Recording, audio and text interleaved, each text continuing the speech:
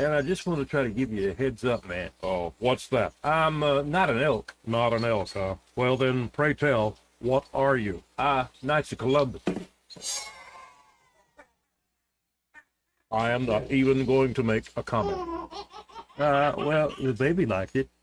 Paid for by Christian Care Ministry. So right now may be the perfect time for you to rethink how you pay for health care.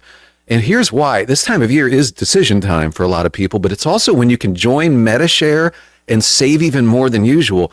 For many families, joining Medi-Share means saving about $500 a month, which is a game changer for a lot of people, obviously. But what's more, Medi-Share members like it.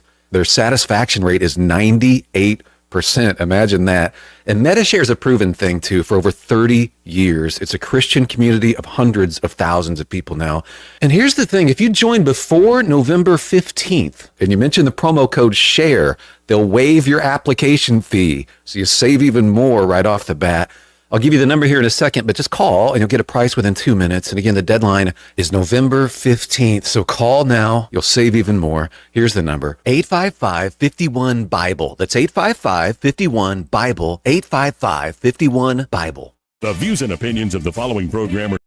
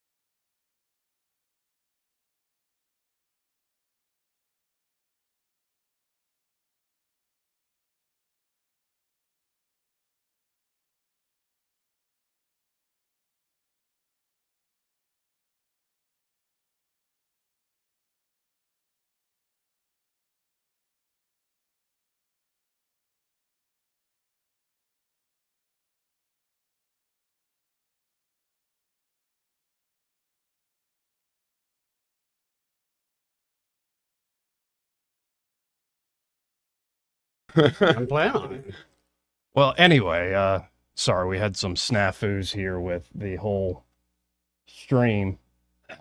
People look very messing with my equipment, man. You ever see those videos of those planes coming into the island that they wonder if it's going to make the runway, but somehow they do? That's what it was like whenever you were getting ready for the show this morning. Yeah, just one thing after the other. One thing after the other. But there's plenty to get to today. Let's start off, as is tradition, with Erica Thomas of 1819 News. Hey, Erica, how you doing? Howdy, Joey. I'm doing great as well. Actually, I've been on a lot of planes the last couple of days, so that analogy kind of brought back some memories of I always, when we're about to take off, it's my favorite part, but then I'm like, is this going to happen? Of course, it always does. Thank God. Yeah, you just want it to be a smooth landing. I mean, as you look at, before we get into some local stuff you've been covering, how do you feel about this whole election cycle and the big win by Trump? Well, a lot of people don't realize this, but I was in West Palm Beach Tuesday night at the Trump election party at the convention center. So I was actually in the middle of the energy, and it was extremely electric. From the beginning, people were extremely optimistic, very happy about what was about to happen. There was not a lot of doubt in the room from the beginning. I might have been one that was like, well, I think I'm kind of worried because I've seen an election go sideways before, and things happen, and in the aftermath of an election can be scary, as we know. And just kind of looking into, did everybody do what they were supposed to do? I think this election was different. We've learned from the past. there were groups of poll watchers for the GOPs all across these important states, and they actually made calls. They had at Mar-a-Lago, there was a group of attorneys on standby. They were ready for these poll watchers to call in with any issues they might see. And that worked. They called in from Pennsylvania with an issue, and within minutes they had filed a lawsuit. And so those issues were able to be fixed very quickly this time. We've never had that before. We had people from Alabama that went to Georgia to poll watch, and they recognized some issues there, and they got those things taken care of very quickly. I think with all of the energy that the Republican Party put towards this race, going into Tuesday, they were just absolutely sure that they were going to come out with a victory, and they sure did. The moment that it was announced that Trump had won, there had already been some rumors circulating that he had gotten the call already. So Mr. Trump knew before the news announced. Okay. So he had some time to prepare his comments afterwards. But everyone was so excited when we started hearing that he had just gotten that call. And I really can't explain the energy. I can't put it into words. But when they made it official, I would say that building and the roaring from it could have definitely registered on the Richter scale. It was insane. People were hollering, hooping and hollering and yelling and so excited. Just hashtag joy. That's all I got to say. I love it. I didn't know you were there in the thick of it. And I believe there's a familiar name from the past Trump administration. She ran for governor. Lindy Blanchard was in talks and meeting with the Trump team after this victory? Yes, she was there the entire time. She was in the convention center where I was for the watch party, and she was mingling downstairs, and then she went upstairs to the VIP part. So she really got to talk to a lot of people. She has pictures with the likes of John Boyd, celebrities. She went and took a bunch of pictures with different celebrities that were there. And that was another interesting thing, was to see the famous people. You know, the Democrats had Taylor Swift and some others, Cardi B. I mean, they always have that, the famous people come out for them. Republicans were more worried about, policy and getting things right, and we want respectable people to support our candidate. And you just don't hear about them that much. It's not part of the campaign plan, Right. But it was neat to see in this building that the people who I've been watching in movies and TV since I was a kid, and they were here at this event, people I've heard on the radio for years. There was a lot of UFC fighters there. That was probably the biggest group, actually, with the big fighter guys. That was really neat to see them come out. And Hulk Hogan has supported Trump throughout this campaign. He was not at the convention center, but he was actually in Baldwin County, where I live at the time. But I can talk about that in a minute. But yeah, it was just really neat to feel that and see that. And Lindy Blanchard, she got a firsthand look at what Trump was doing and what he was going through. And she said for her, she felt the excitement. She was down there whenever they announced that Trump was the winner. She was in the middle of the crowd as well. We were both right beside the stage. And she said the same thing, just the energy was incredible. But she also said some things that I thought were really interesting. And if you really think about it, it's so true. Donald Trump, his campaign brought unity and healing. And I think those two words are interesting because we might have heard those from the left sometimes. But in this case, Trump truly did that. When you were in that room, the diversity of the room was incredible, and it was very impressive. Trump has connected with all races, all religions. It doesn't matter where you're from or what your background is. He has connected with every group of people, and it was so obvious to be in that room with his supporters and see that for myself, because really that's what the Democrats run on. They want to be accepting and love each other and unify everybody, but they're doing the opposite. And so that's why we're seeing a victory here, not only with the Electoral College, but also the popular vote. Yeah, the red shift is very real nationwide. Incredible numbers in what were thought to be very deep blue states. Still went to Harris in the Electoral College, but a pretty impressive turnaround. And, as somebody, wait, did you say Hulk Hogan was in Baldwin County? Yes, Hulk Hogan came to Baldwin County this week. He is promoting a beer. And so he was in Daphne at a gas station and then Rouse's this week. He's in I Auburn saw today. pictures of it on Facebook, and I was like, well, I didn't know. And I obviously wasn't in town, so I couldn't go see him. But I think he's going to make some other stops in Alabama this week.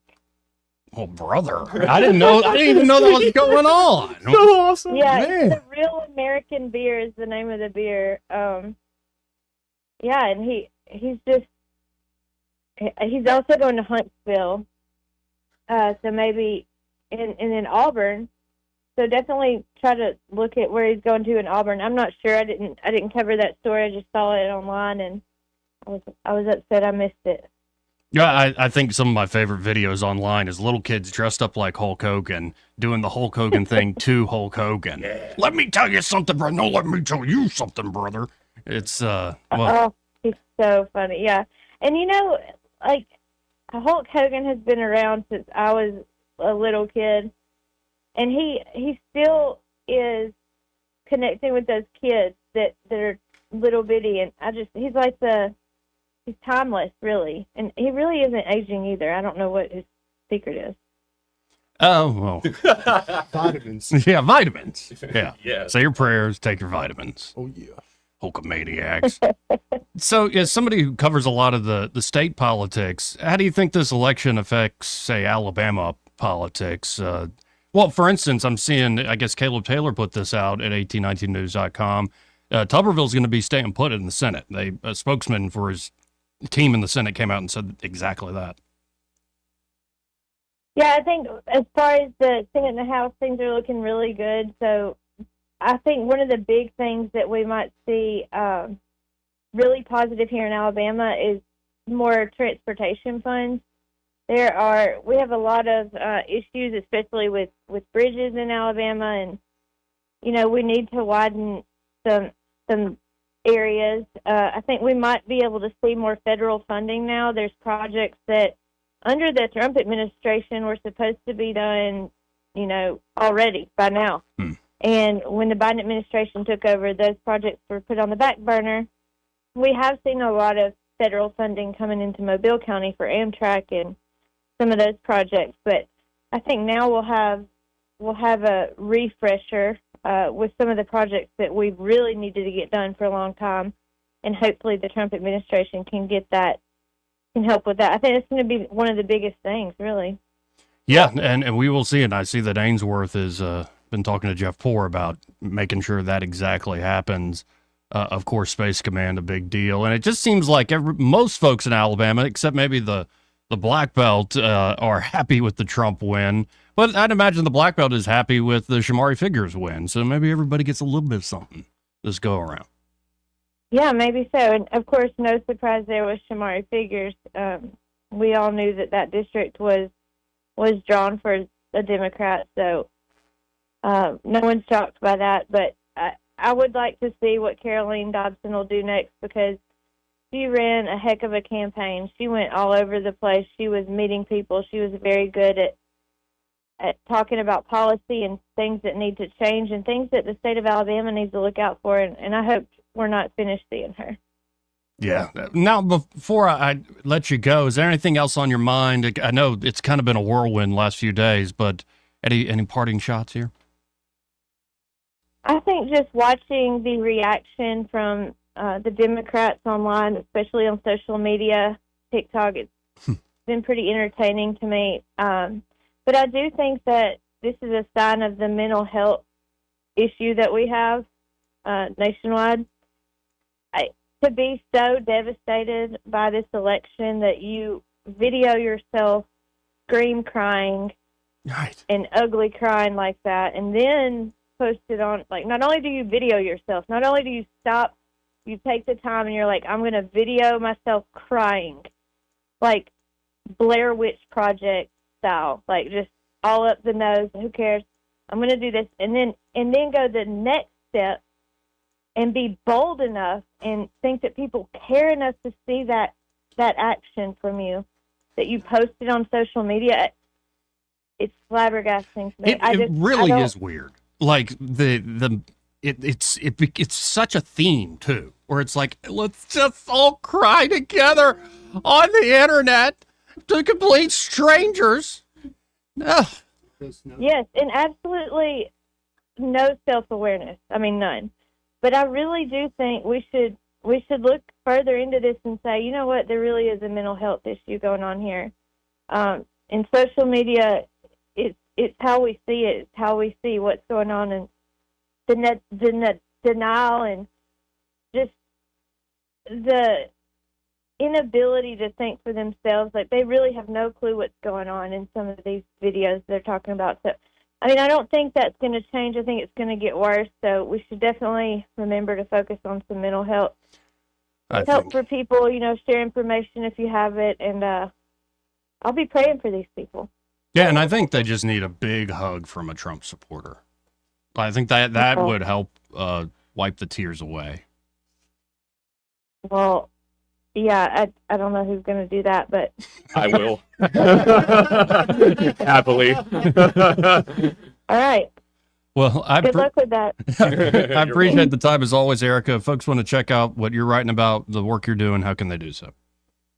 Well, you can go to 1819news.com. We publish update stories twice a day, in the morning and then like 2 in the afternoon. You can always see what the latest is. You can sign up for our newsletter, and you get one email a day that's basically just here's everything you need to know right there in your inbox. We don't flood your email. We will send out breaking news very, very rarely, because our breaking news is a little bit different than what you see everywhere else. And so are our stories. We're going to tell the stories nobody else will tell. So check it out, 1819news.com. And our email addresses are at the bottom of every story. Well, I appreciate it as always. We'll do this again next week. Thank you. God bless. God bless. Again, Erica Thomas, 1819news.com. And again, Eddie Bader was here. I don't know where he went. But we have Byron Sheehy and again, Seth Spotlow here in the studio. It's been a while, man. Yeah, man. So what did you think about, because you're not a very deeply political person. Nope, don't care at all. Right. So what was your take being on the outside? I always love talking to folks who are removed and detached from the process. What's your thought on it? I'm glad it happened, and I feel bad because all of my little tattooed purple-haired girls they think the world's going to end. They think people are going to come grab them and take their lives and just put them in jail. You know what I'm saying? And I feel so bad for them. And I want to give them that big hug she was talking about. Right. Because, it sucks for them to have to think or not think for themselves and just listen to what people are telling them. And they are just terrified. And it's like, ladies, this is not going to happen. It's fine. Oh, no, this is like the reminder of I love that my guy won the main event of WrestleMania. He finished the story, and what an incredible story it is. I want to see that 250-year anniversary, Happy Birthday America, that Trump's going to put on. I think Trump is the perfect guy to put on the 250th anniversary celebration. I can't wait until he shaves his head. Right. So I'm very happy. The story is amazing. It's one of the best American comeback stories, but here's a little bit of medicine before the hangover. This system still sucks. Oh, yeah. The system is still incredibly corrupt. And your greatest hopes that Trump's going to accomplish, maybe he pulls it off. Maybe I'm wrong. Maybe Elon, we're getting to Mars. And by the end of my time, get going, Elon, with those rockets. Maybe he pulls it off. But your greatest hopes and your greatest fears, speaking of the tattooed purple-haired folks out there, they're probably not going to be realized because the system is actually not accountable to the people and their representatives. It has many tricks. Even when you win a big election like Trump just did, it has many, many tricks in order to keep itself alive and keep the people and their representatives at bay. So just keep that in mind. And it's sort of a little bit of like hope for the folks who are like, Handmaid's Tale. But then it's also a little bit of like, hey, lower your expectations a bit. I mean, just to have the expectation that someone's going to chisel away at the beast Sure. of the machine a little bit is a much different scenario than someone who's getting ready to bolster it and turn it into, something that we haven't seen before, which the Kamala administration would have done. Yeah. So, No, there is a marginal improvement. And don't get me wrong. Oh, can't get any worse. Oh, well. Well, it's not going to. It could. Well, in a second, we can give an example because Twitter is a buzz. Like Jack Posobiec, huge name in MAGA world in terms of reporting. A bunch of the libertarians that voted for Trump, like just a bunch of folks who are all about Trump are like, no Mike Pompeo. Mike Pompeo's a dirty, dirty neocon. He tried to kill a guy named Julian Assange. He tried to kill many people, many guys. And when Trump was down and out and in trouble, Mike Pompeo wanted to see him in jail. He didn't defend him whatsoever. He even went on Fox News. Here's the clip. No Mike Pompeo. And it's like, guys, you do know that Trump's already tapped Pompeo's number 2, guy named Brian Hook, to run the transition team for the State Department. would you call him Mike Pompeo light? No, I would call him just the same team. Okay. It's the same thing. Right. And I have a feeling Mike Pompeo is still going to have, even if it's not public facing because of the public pressure, Pompeo's going to have his fingerprints all over it. But this is the deal. You could win the public war and go, no Mike Pompeo. And Trump goes, okay. And he has no Mike Pompeo. But he goes and finds somebody else who is just like Mike Pompeo. Redux. Right. Okay. Like I've heard it put like, where, if we need to fly this 747, we need to fly this plane. It's like, you're going to go get somebody from Amish country? Who's like, technology's ruining our lives? Maybe the Amish guy's right. The technology is ruining our lives. It's making us unhealthy, all this stuff. But he doesn't know how to fly the frickin' plane. And most of the people that know how to fly the frickin' plane, well, they're going to be kind of like Mike Pompeo. Makes sense. And so, that's the way of the world. But here's where I do have a little bit of hope. I think the absolute devastation of the corporate media, the folks that brainwashed and fed to the purple-haired tattooed ones out there who are very fearful right now, I think even those folks who are going to be as liberal as the day is long, progressive, whatever, it takes all types in this world, and I love it. I think even those folks are now going to be looking at like, man, I think CNN, MSNBC are full of crap. It's like, yep, they're full of crap. They really are. So we'll see. I think that is a huge earthquake in American culture, politics, society in general. That huge loss for the corporate media, that you are now the media through things like X. Mm-hmm. That's going to have changes that reverberate for years and generations probably. Pretty incredible stuff. But when it comes to actually slaying the beast, draining the swamp, we can hope. We're thinking it's going to be better than the first term. It's not going to be any like Rex Tillerson. By the way, that same guy, Brian Hook, he also, before he worked for Pompeo, he worked for number 2 as Rex Tillerson. This guy. Is he on Paul Wolfowitz's the same people. Christmas list? I know, right. And so we'll see. Santa? We'll see. But you kind of have to be in the club if you want the job. But maybe stranger things have happened this cycle. We shall see. This part of the program brought to you by Josh and Leslie Ryder. They're at Dillon Rings, and tonight is the night. It's finally here. Ladies' Night, their Diamonds and Pearls event. Ladies' Night from 5:30 to 7:30 this evening at 119 Brown Springs Road. A beautiful shop they have there. And it's going to be open up with all sorts of great discounts and amazing specials that are going on, like one night only sort of stuff. It's their biggest event of the year there at Dillon Rings. And they've already started the decorating. The Diamonds and Pearls theme. So the first 50 ladies will get a swag bag. Oh, nice. They only have 50 swag bags. And gentlemen, this ain't about you. This ain't your night. First 50 ladies. So get there, line up at 5:30, get those swag bags. Husbands and boyfriends can come too, though. You just don't get the bag. All right? But you can also get some great food, refreshment, merriment, and beautiful jewelry at big sale prices. And you could win a 14-karat Diamonds and Pearls earring and pendant set. You get in the drawing. That is, and Nice. It's incredible stuff they're doing. So y'all show up tonight. I'll be there. I'll be making an appearance. I think much of the crew here will be making an appearance. And, well, we'll see you this evening at Dylan Rings. We got to hit a quick break. We'll be right back. Want to carry News Talk in your pocket? Download the News Talk 93.1 app from the App Store. Available on iPhone and Android. Never miss a moment. Download now. What'll it be, Joe? Coffee and apple pie. Whoa, Madge, what was that? The lights? Oh, they always dim when the dishwasher turns on. You should call Crosby Electric. You think? Overloaded circuits at your business can be dangerous. The experts at Crosby Electric can upgrade your electrical service to safely handle the load. And they can add receptacles where needed to eliminate overuse of extension cords. Madge, I'd like to pay you. The problem is it's so dark in here I can't read my bill. No, the problem is you're cheap. Well, that's a problem too. Effective, attractive lighting is essential for any business. Crosby Electric can help with a new lighting scheme that will give your business a fresh, exciting look. And they can recommend outdoor lighting for greater safety and security. That'll be $4.50 for the coffee and pie, Joe. Well, don't I get anything for recommending Crosby Electric? Oh, yeah.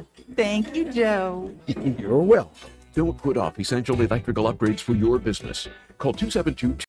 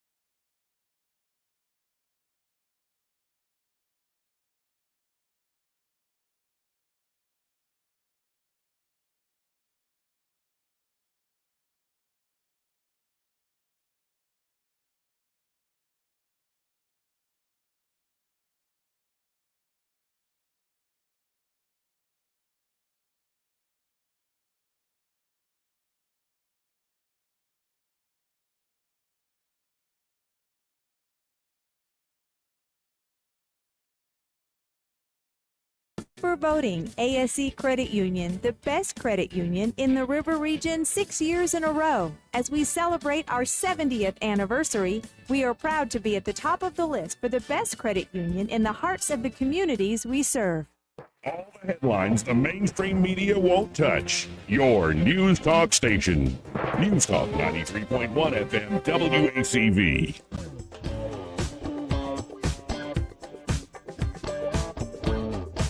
This is a Trump country. We live in the Southeast. We drink sweet tea. We don't drink socialist Kool-Aid. Cocaine is stronger up? Yeah. So you're way up with cocaine more than anything else you can think of. Cocaine will turn you into a damn owl, homie. You know what I'm saying? Joey Clark. Welcome back to News and Views in the afternoon. You know, and I think everybody's kind of on a pain high. We're all Hunter Biden to a degree right now, in the sense that, like, we're going to see where this goes. I'm hopeful, though. I'm very hopeful.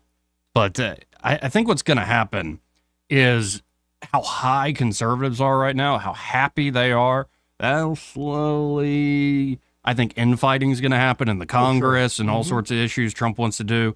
Maybe some of that will be fun, but it'll start to take energy out. This is why time is of the essence. You heard me say that to Senator Britt and to Gary Palmer yesterday. They know you got to get it done quick. Like, not 100 days, do it in 50 days. Do it fast. Very fast indeed. So because that energy, that high is going to wear off. And the resistance. Remember the last time, the resistance? And folks inside? All these folks are either going to be like, oh, they sold us a bill of goods and I'm not going to listen to MSNBC and the New York Times anymore. Or they're going to double down and they're going to be like, mommy, give me another hit of whatever y'all are selling. it's like Les Mis. We're the resistance. And that energy for those folks, as absurd as it might be, will start to go up, up, and up. Oh, 100%. So we said this yesterday. You act like, oh, they're going to go away. Like the Democratic Party's done. No. Give me a break. Mm-mm. So we'll see this play out. Now, somebody did just text me. Do they take Bitcoin? I don't think they do, sir. Bitcoin is now over $76,000 a Bitcoin. I'll take it. Some predicting by the time Trump's inaugurated, it'll be 100K. Yeah. Which I would, yeah. Bring it on, baby. You still got some, don't you? Yeah, oh yeah. Yeah. Not as much as I did. And I've learned to just hold. Yeah. Buy and hold, baby. Right. Because, if it goes to 100, it's probably going to go higher. And it's like, it's sort of that you need to treat it like a long-term reserve investment is, I think, the best idea. Yep. And if I were you, I'd cash some of it out. If it gets to 100K, some percentage. Well, yeah. Hey, Joey, how come you don't own more Bitcoin than you already do? Because I had to cash it out. I had like 5, man. Last time I was in here, yeah. it was at like 22. Right. I bought the first one I bought was in 2013 at $90. $90. Yep. Joey. What investment return you would have today? I know. But you don't. But, I was making like 24 grand a year and I needed the money. And it's like, hey, I turned a few $100s into a few thousand. Cool. The fact that you were a young man and you bought that and made money off of it. Not many, honestly, when Bitcoin first came out, not very many people believed it. Well, there are folks I was living with, I'm pretty sure, are doing quite well. They were much smarter than There's a couple automobiles in Cloverdale that are like Bitcoin 1, Bitcoin 2.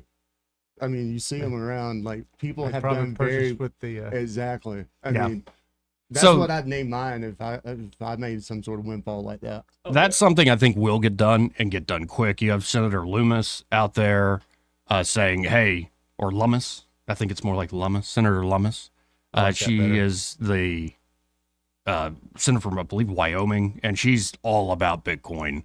And she wants Trump to make good on his promise of having a strategic Bitcoin reserve for long-term national wealth and health. And we could get into it, play some Michael Saylor clips on where the real bullish people think this is going.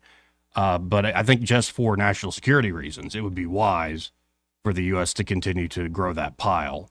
I was saying, nobody will listen to me. I'm just a jackass on the radio. Hey, Alabama, you got all this fiat money that was just handed to you instead of, sending it into a rat hole where you're not going to get anything out of it other than a few consultants, they work, it works out for them. Why not take like $1 billion and put it into Bitcoin and you don't just do it. Obviously you get the smartest minds in finance in the state and all these folks, and you set up custody rules and rules maybe on how much you can pull out at a given time. If you're the state government, you can get fancy with this stuff, professional grade, but why didn't you do it?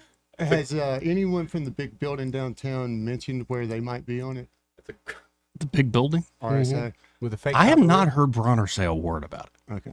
You're ahead of yourself. I suspect, he might surprise me, but I suspect, given his generation, he would That's be. what I was going to ask you. Yeah. Think I he's would kinda though. held back by his But what's been happening though is these ETFs. Now that you can have the big money jump into this, and you have more and more companies going to probably copy Michael Saylor and MicroStrategy's strategy of being not just a company that has profits and earnings and whatnot, but a company that is backing up their value by having a Bitcoin reserve. So it's another way to buy into Bitcoin. Right. I don't want to hold it myself, and I don't want to do ETF, but I'll buy this stock in this company knowing they're preserving their wealth that way over time.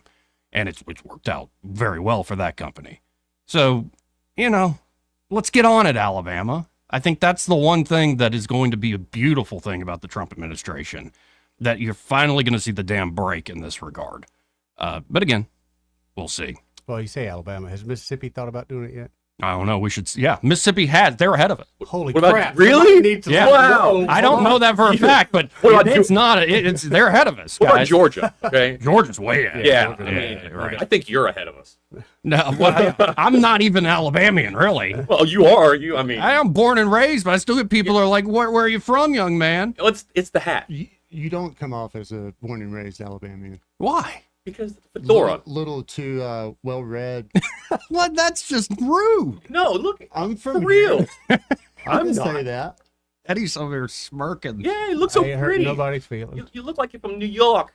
Say it, Eddie. Oh, you're good, man. Say it. See, Eddie is 100% Alabamian. That's late life right When there, I man. when I meet people growing up in military family, nobody thought we were from Alabama. After being anywhere for about 6 months, we lost our accent. But for the first 90 days, boy, they could almost pick the neighborhood. Oh, so you've got the other experience of my dad talked about that. He did a bunch of jobs all over the country, Vegas, Santa Monica, like Baltimore, all these spots, and I think some max security prison in Colorado. And as soon as he show up, they would be like, "Oh, the guy from Alabama."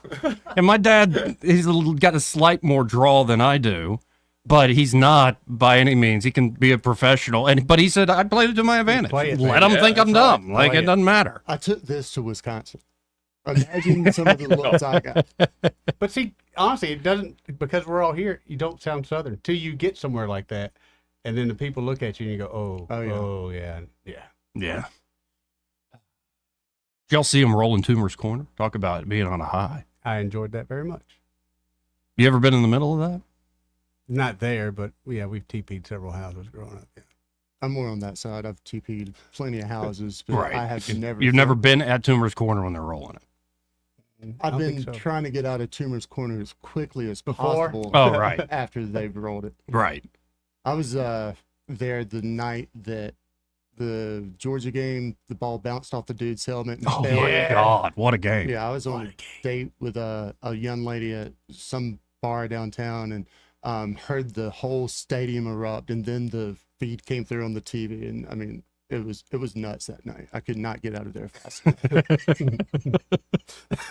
See, I lived like 2 blocks away from Toomer's Corner junior, senior year, Magnolia Woods. And would you believe they cut down all the woods to build a freaking parking deck? Yeah.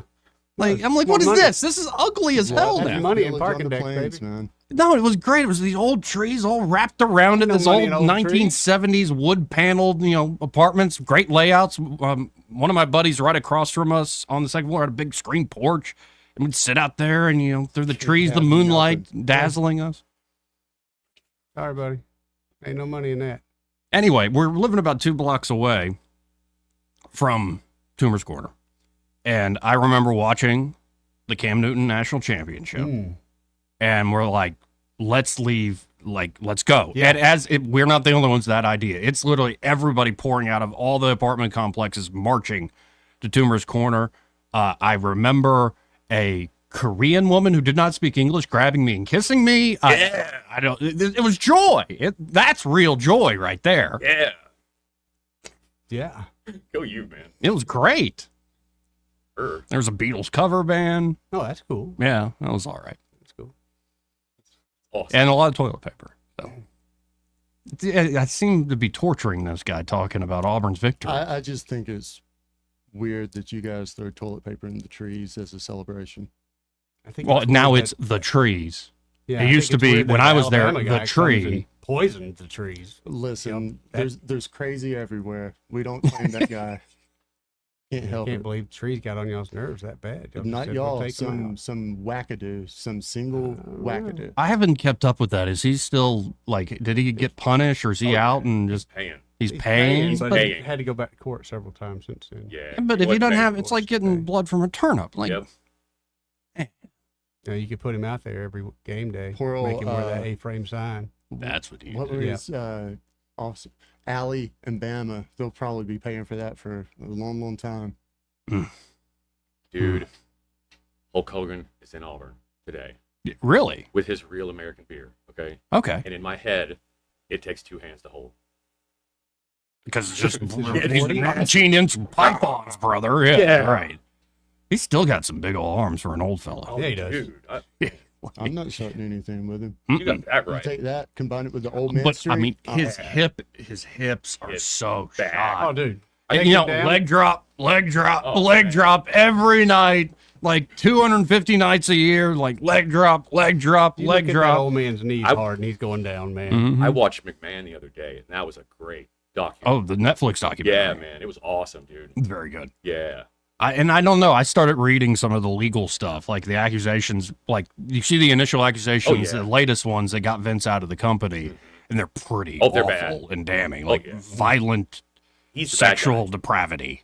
But then actually you hear the counter from his attorney, and they're like, yeah, but this was a completely consensual relationship, and like this is made up, and so it's going to be had out in court. We'll see. Yeah, it was a lot. Because there's something about Vince McMahon. I don't think the guy's dead just yet. But he did, last time he came out when he sold the company, he looked like a bad guy from the 1920s, that little stenciled on mustache, and it was like way too tan. He became Figured who he's he playing played. another character. Mhm. He does not look like someone I would trust to do anything but promote wrestling.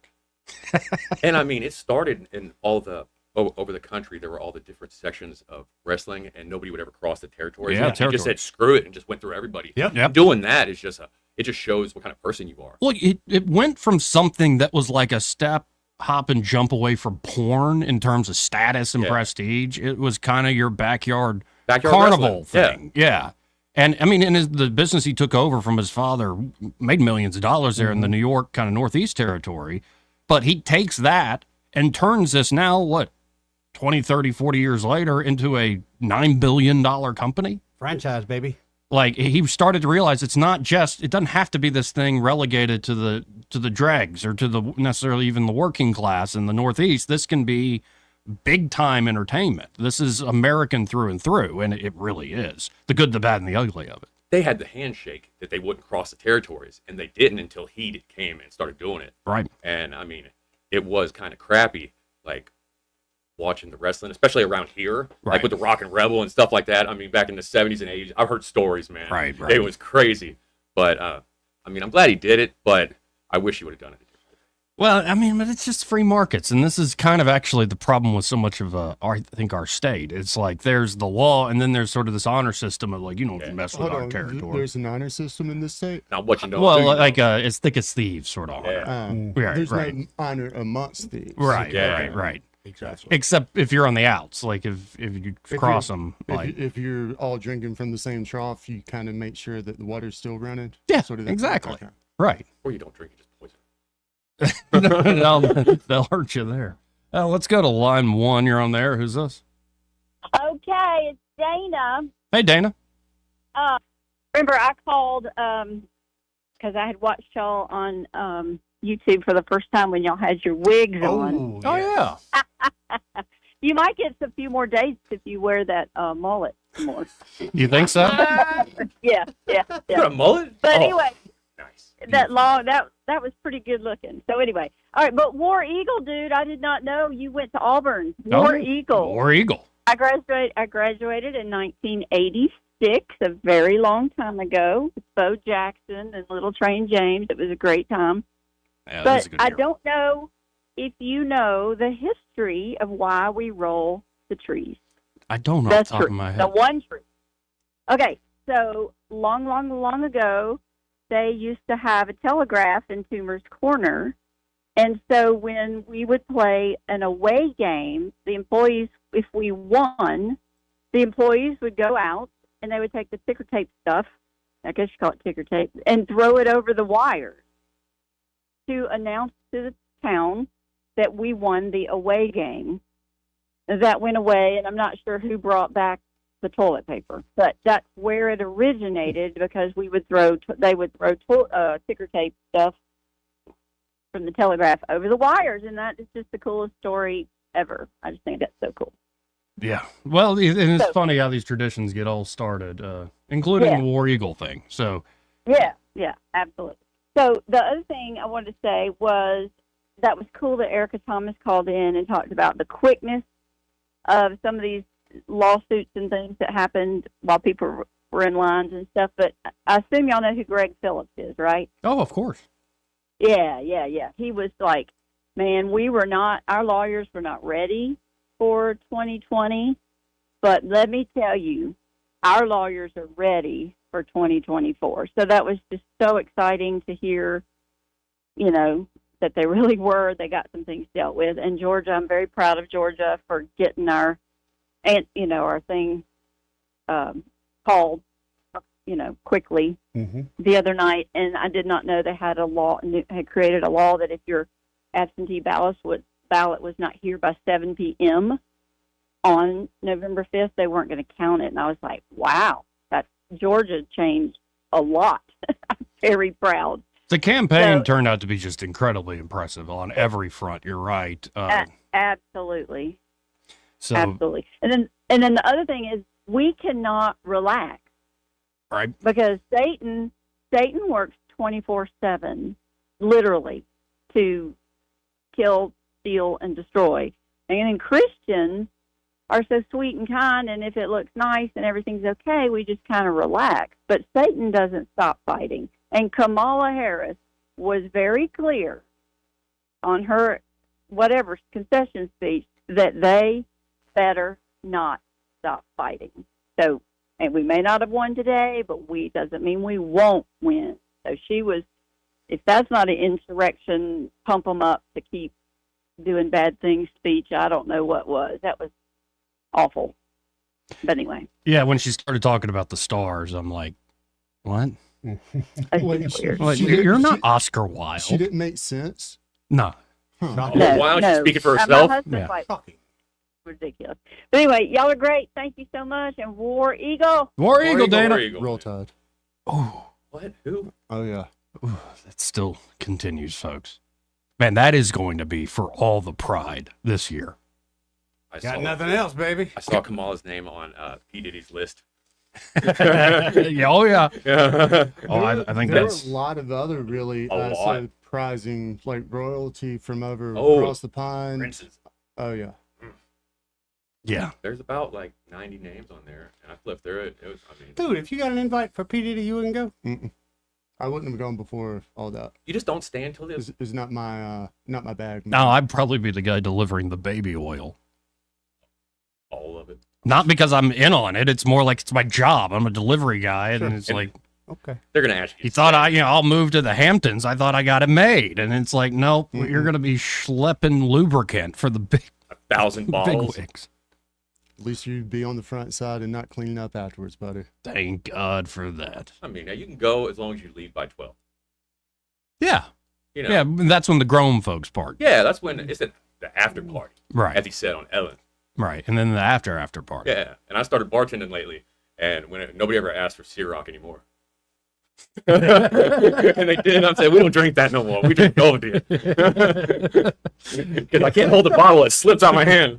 I gotta hit a break here. First, this part of the program brought to you by Bo Goodson and the Goodson Group. And there at the Goodson Group, Bo and the team are ready to help you with buying or selling here in the Montgomery or surrounding areas. Bo's been working in the River Region real estate market for nearly half a century now, so he's seen it all, the good, the bad, and the ugly, folks. And not only can they help you with buying and selling your property, they have management services available, which are second to none. If you want to rent out your home, it's a great idea in this market, but if you don't know how to do it yourself, go with the Goodson Group. They're true pros about this stuff. And then the crown jewel there is the Bo Goodson Real Estate School, one of the most highly acclaimed real estate programs in the state because of, well, Bo sharing all that experience over 50 years. As well as, making a very interactive course, gets you involved, gets you thinking. And so whether you're looking to be a licensed realtor or just a more knowledgeable private player in the River Region real estate market, you got to go with the Bo Goodson Real Estate School. There are a lot of folks who have found success after taking that course.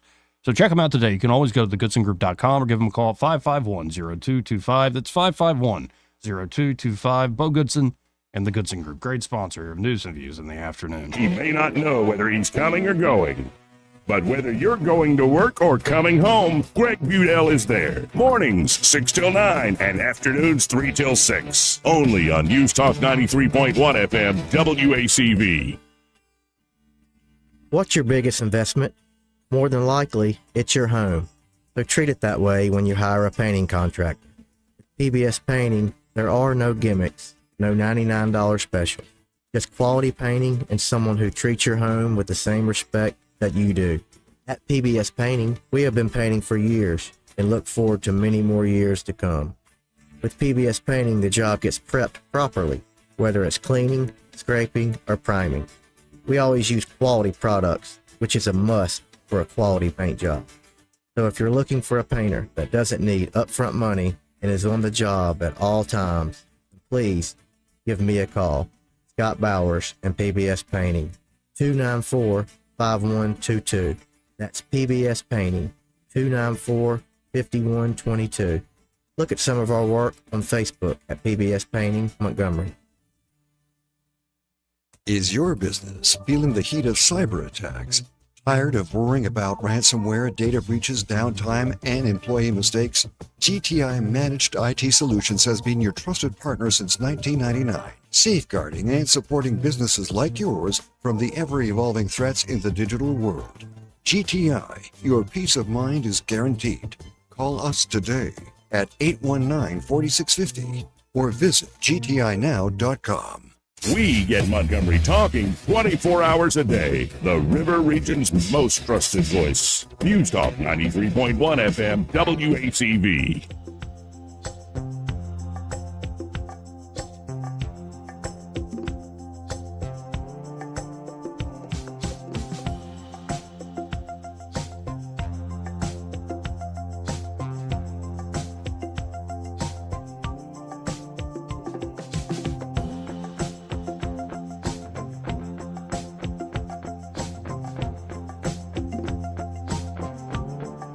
Joey Clark. Welcome back to News and Views in the afternoon. Let's go right to the phones and talk to David. Hey, David, how you doing? Good. How are you guys? All right. You know, I bet if you went to one of P. Diddy's parties with a black light afterward, it probably looked like a Jackson Pollock painting. Oh. What have y'all been doing? Rolling marbles around in here with invisible ink? Yeah. Hey, I want to see, the first thing I want to see Trump do is release Jeffrey Epstein's client list. Said he's going to. That's one of the promises he made. I hope he does it. I'd like to see that list made public. So hopefully he'll do it. I hope so. All right. Take care, guys. I'm guessing that doesn't happen. I'm just going to go ahead and call that one. That's going to be one of these, like, we're high right now, and then the hangover, it's like, I don't know. Well, I'm going to go opposite on that. I think there was a quote from Epstein at one point where he said that he was Trump's best friend. Now, this was like from a decade ago. Right. But if there's any sort of connection like that, he'd be foolish to do it. Well, it was a conversation him and Elon had, and it's on a podcast, so... and Elon was all about it, too. Yeah, but Trump gets very rich person when that sort of stuff is brought up. I Like, agree. did you remember, and I'm remembering this because of the comedian Tim Dillon, but when somebody with a camera, microphone goes up to Trump on the golf course, and it was right after Ghislaine Maxwell is prosecuted and actually convicted. And like, what do you think, Mr. President, Mr. President, what do you think of Maxwell being convicted? And he goes... like he stops his swing, looks up and goes, well, I wish her well anyway. And like, it's sort of So this, awesome. like, I Good don't want to answer. say it. Yeah. I wish her well. He's so good, man. Plausible deniability. Yeah, man. Oh, dude, I watched all of your Rogan's with all of them. With Trump and Vance and all that. Oh, yeah. Elon. I loved the dude in the sweatshirt. What's his name? From Pennsylvania. Fetterman. Yeah, oh, dude, he's so good. See, Eddie hated that episode. I loved it 20 so minutes much. and I was done with that. Oh, well, that shows the kind of person you are. I don't like to Judgy. look at retards on TV that are supposed to be leaders. You're right. See, I'm that boom, kind of person. right there. Right there. That's it. I'll call it what it is. No, it's not that. He had a stroke. Which created an issue with his brain, but hey, let's keep him in charge. Makes no sense to me, but let's do it. What'd you say earlier? All shapes and sizes. No, it does take all types. Yeah, Eddie. I'm real me. I mean, let's go around the room. Can we all say that? I'm as real as I am. Oh, no, The we're guy not. that you see Nobody's. here on the radio is the guy you meet in the park. This guy right here, True Bill. Mm-hmm. I can say Or that. True Eddie. Just or be something. careful what you ask, because I don't have a filter. I'll put it out there. You know, not everybody in the world can be a freak. All right? Really, man? Who do you think you're talking to? Willis? Are we going to hurt feelings again? Oh, I miss you, buddy. Oh, look at the time. We'll be right back. Broadcasting from the Riverside Chevrolet Master Control Center, this is WACV Cusana, News Talk 93.1 FM. When it's Chevy, it's Riverside. With SRN News, I'm John Scott. An out-of-control wildfire fueled by heavy winds is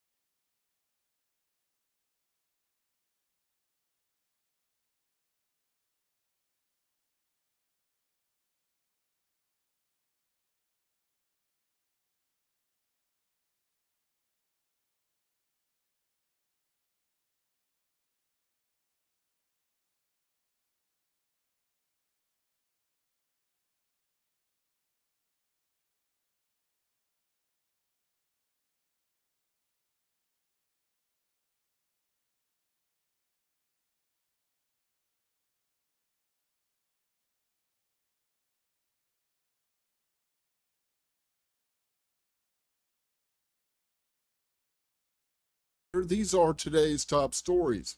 Watauga County school leaders have released a statement following the defeat of an amendment to raise property taxes funding their school system. The statement warns of budget cuts to various programs and possible school closures and layoffs. The Watauga County Board of Education is scheduled to meet tomorrow to discuss their path forward.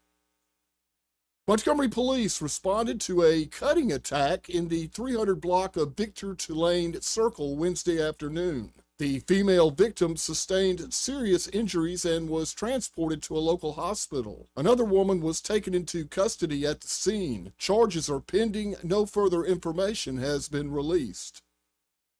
Lieutenant Governor Will Ainsworth announced Alabama now has an Aerospace and Defense Council on Wednesday. The council is designed to encourage the growth of Alabama's aerospace and defense industry. The move may be in advance of President Trump bringing Space Command to Huntsville as the Air Force intended. From the Blue Water Broadcasting News Center, I'm Sky Mosley. This is James Cole with Cole Plumbing, and I want to thank Blue Water Broadcasting. I have been advertising with them for several years, and they have brought me quality business. I really appreciate them. Radio works. It's as simple as that. Call us to find out how radio can work for your business. Blue Water Broadcasting. Local folks helping local business. This hour of news and views is brought to you by our good friends at Alabama Home Mortgage. Alabama Home Mortgage, 567-4223. Visit them on the web at myalabamahomemortgage.com. NMLS number 1586368. An equal housing lender. Looking for insurance, or maybe you're just not satisfied with your current carrier? How does quality coverage with local service and competitive rates sound to you? The folks at Stark Agency offer just that. Whether you need insurance for your business, car, home, or life, Stark Agency can help. As an independent insurance agency with over 20 of the top insurance carriers, Stark is sure to find the perfect match for you and your loved ones. Visit their site at starkagency.com or give them a call at 334-263-5535 for a quote today. The holiday season is quickly approaching, and what better way to spread joy than by giving back to those in need? We're calling on all of you, our generous listeners, to make this holiday season extra special for those who might be struggling. Join us for our annual holiday food drive benefiting the Heart of Alabama Food Bank. It's simple. Just gather non-perishable food items like canned goods, pasta, rice from your pantry, and drop them off at any of our convenient sponsor locations across the river region. Together, we can make a difference. Together, we can feed families in need this holiday season. Starting November 11th, bring your donations to Ask Telemarketing, City Pawn, Rick's Jewelers, Riverside Chevrolet, or Prattville Carpet. Donate what you can. It's Blue Water Broadcasting's annual Holiday Food Drive. The views and opinions of the following program are solely those of the host and other contributors. These do not necessarily represent those of Liberty Acquisitions 825, Blue Water Broadcasting, its management, staff, or any advertisers.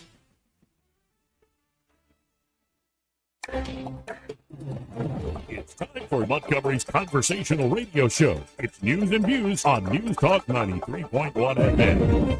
To join the conversation, call 272-9228.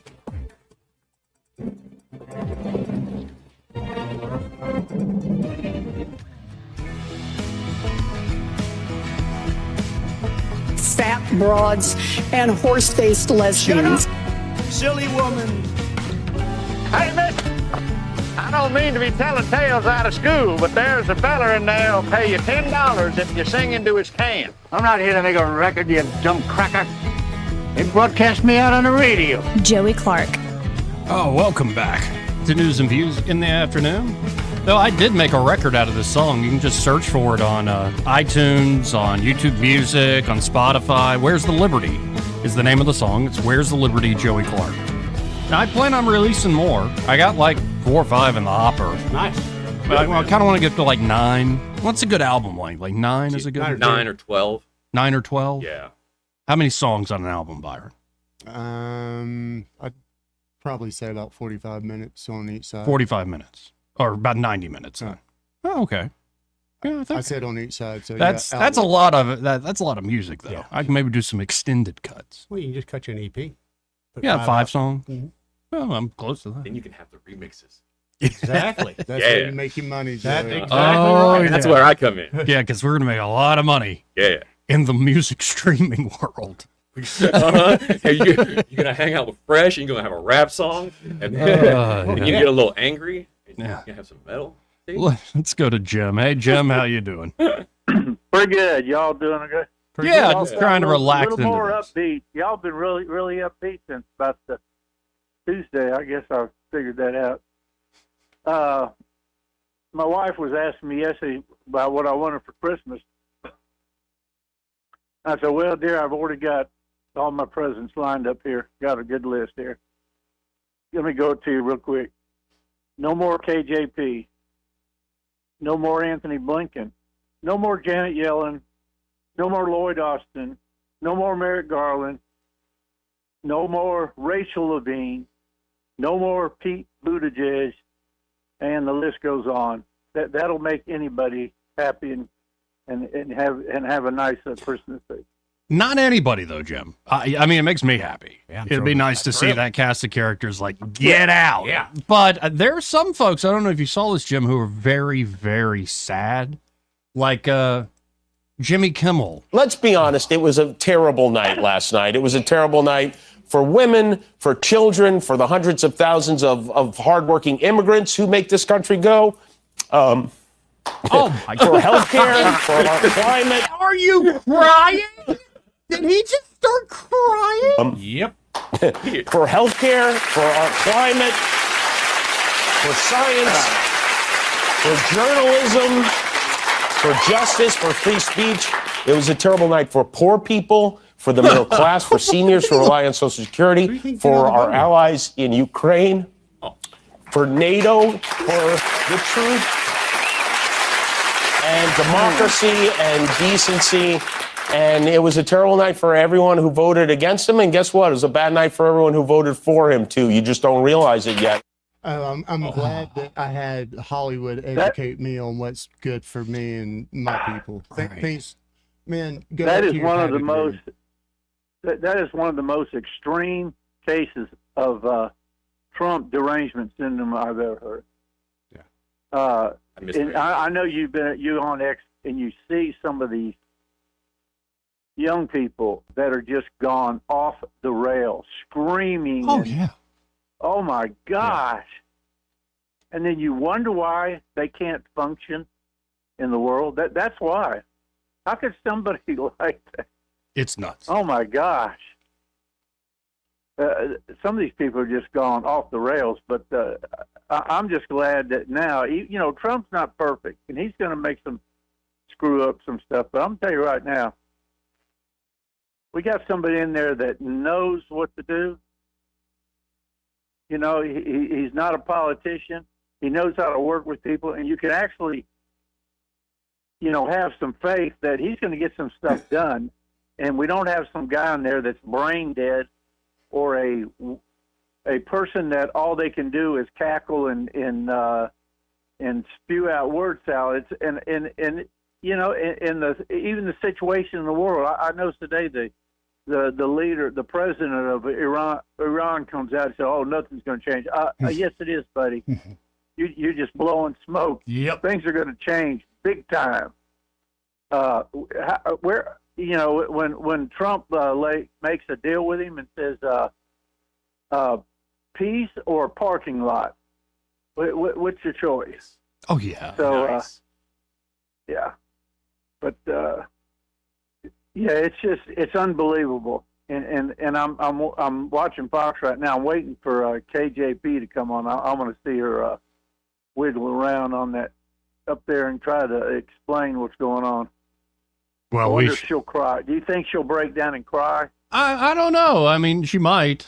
She might hang her head low and just. Well, she's already got her gig, probably working for MSNBC. I'm sure she. Right. She'll join Psaki. She'll be. Yeah. But I'm just enjoying the meltdown here. It's great. It's between that and football. I am entertained. Well, I appreciate the call, Jim. Yeah, y'all. Hey, Joey, does Auburn play this weekend? Are they off again? I think they're off again. Be off. Yeah. If they play, I just they're wanted to still know. kind of off. I mean, right? Yes. Okay. Bammer. Appreciate it, Jim. Y'all have a good one. You too, buddy. The only thing that Jimmy Kimmel's ever done that was funny was the Carl Malone bits. Yep. Don't forget the Carl Malone bits. Carl Man Malone, show, man. Carl Man Malone show was made great. Freddie Yeah. No Ghost But because at least they don't dressed bite. in blackface and the whole 9 yards. What is it though when you Just let get that the go. big corporate gig? Because Adam Carolla's still Adam Carolla. Oh, dude, he's awesome. He's great. He didn't marry Sarah Silverman. Thank you. Oh wait, is he married to Sarah Silverman? Well, he was. Yeah. Yeah, he is married to Sarah. Is he? Who? Jimmy Kimmel. Jimmy Kimmel. Really? Yeah. Wow. Are they married? No way. No way. She's They were. They, I don't know if they're for still like married, a but yeah. decade at least. He man. left his. Remember in the Man Show, he used to dog out his fat wife all the time. That was part of the gig, and she finally got tired of it and took him to court. Took 3/4 of his money. Okay, well, they've since moved on to their respective relationships. The two comedians dated for 7 years before splitting up in 2009. So they never even got married. They didn't last long. But he changed while they were dating. Okay. No more Carl Malone bits. By the way, I don't know if y'all have read Norm Macdonald's book. Hitler's dog. No, that's that special. That last special is amazing. It really is. But no, his book is like part really poignant, like moving, deep stuff, like his childhood, how he helped this old man bury a squirrel, and he learns about life and death and like listening to people that nobody else listens to. You'll have these moments where you're like, what is Norm? My goodness, like beautiful stuff and beautifully told, like just a great storyteller. And then there's this whole section where he weaves in how obsessed with Sarah Silverman he is. He's like, I'm going to get her to love me. And he ends up going to jail and like because he keeps stalking her and it's all fake. It's obviously, he's like, and I profess my love to Sarah and all of a sudden my face is burning and I fall off the side of the balcony and I'm trying to tell her through the tears and the burning. I don't know what that happened. Sarah, I love you. And I don't know what she was saying back. It's like she maced you and pushed you off the balcony, you dope. It just, and then he makes a deal with the devil in some bar, but it's actually just some drunk. It's not even the devil. Nice. It's some, Nice. That's the right. same. Yeah. Oh, it's One and the so same. funny. It's so funny. But I do wonder, like, because Carolla's the same. I don't think it's just Sarah Silverman. Wow. I think it is something about you take that money, you take that ABC money. You kiss the ring. Yeah. Or Well, more. not only that, they were two really different people, though. Corolla was a blue-collar man's man. And he Yeah. still is. And, yeah, And he did his own thing. Homeboy is far from that. He's a little bit on the limp-wristed side of life. Well, I mean, One little of the low soft. tees. Yeah. Nice way to put it. I mean, he went to go work for the man, you know? Well, and Right. I Back down will and kiss say, the ring. whether it's Mean Corinne Jean, like Corinne Jean-Pierre, whatever, however you say her name, or it's Rachel Maddow or Joy Reid, or like all these Nicole Wallace, The View, or Jimmy Kimmel, like all these folks who have a show, who've been pushing this crap forever. Like, I'm not surprised that they're on their shows, you know, putting up some tears and this is the worst thing ever and all this stuff because they have a show that millions watch. Okay. I still, for the life of me, don't understand people that nobody knows. Like, I think I'm going to have a big cry and a mental breakdown. So let's film it. Mm-hmm. What the heck? I'll never get that. I'll never understand. Bunch of snowflakes melting, man. They don't know how to deal. You and your So you, feelings. so you put it out there for the world to see, watch me melt? That's what they do. Right. I mean, is that a therapeutical kind of thing? That And I know for a fact there are people within the family, the extended family, that are like just a bunch of racists and sexists. They're going to lock us up. Man. Right. And it's just like, okay, if you think that, like, it doesn't, at this point, it doesn't even bother me. It's like, I'll see you at the next family get together. Like, who cares? I met a bunch of them when I started working at the bar, and it didn't take a couple hours for me to piss like a lot. Oh, yeah. I thought I was going to get fired in the first week. So I believe our last caller said something about Trump getting rid of, you know, the chair or whatnot of the reserve. Mm-hmm. 2 hours ago, apparently he said that he's going to keep Jerome Powell. Well, as we always say on the show, After damning politicians uphill and down Dale for many years as rogues, vagabonds, frauds, and scoundrels, I sometimes suspected, like everyone else, I often expect too much of them. saying, get ready. I think what Trump did, what the team did, is amazing. I think this new era of independent media is amazing. There's a lot of fun stuff coming our way. But the beast is still the beast. And this system, do not underestimate how much it will push back against this guy. You know, you kind of hit on it earlier, too. The whole big tent Republican, you got to have that to win a national election. Right. You get all kinds of Republicans under that umbrella that we may not identify with or want to be a part of that party. Sure. And we're going to have to fight those guys off. Oh, of course. So your point about some of the infighting and what actually gets accomplished is going to be interesting to see what takes priority, one, and who wins out two. And I think the more interesting part, it's not even like 2016 where it's like Fox News is in Trump's ear. Mm-hmm. I think it's something I'm predicting that will happen is this independent media, Elon, Twitter, all the big names on Twitter or on X that have popped up. There are going to be things that happen in the Trump administration where that system that got him to the dance is going to turn on him. Well, and not on Trump personally, but on certain policies, certain things the administration does. And that'll be fascinating to watch, that the very system that got you to the dance is now, we'll see who's actually holding the cards. Well, I mean, it's probably going to originate from the House side. They're going to be the first people up for an election in 2 years. So whenever the poll numbers come out about a year from now and we see who's vulnerable and which seats might be targeted and everything, that's when you're going to really start to see dissension. Oh, yeah. Oh, yeah. Now, I want to read a story real quick here before we hit a break. Kamala's failed campaign after blowing $1 billion is $20 million in debt.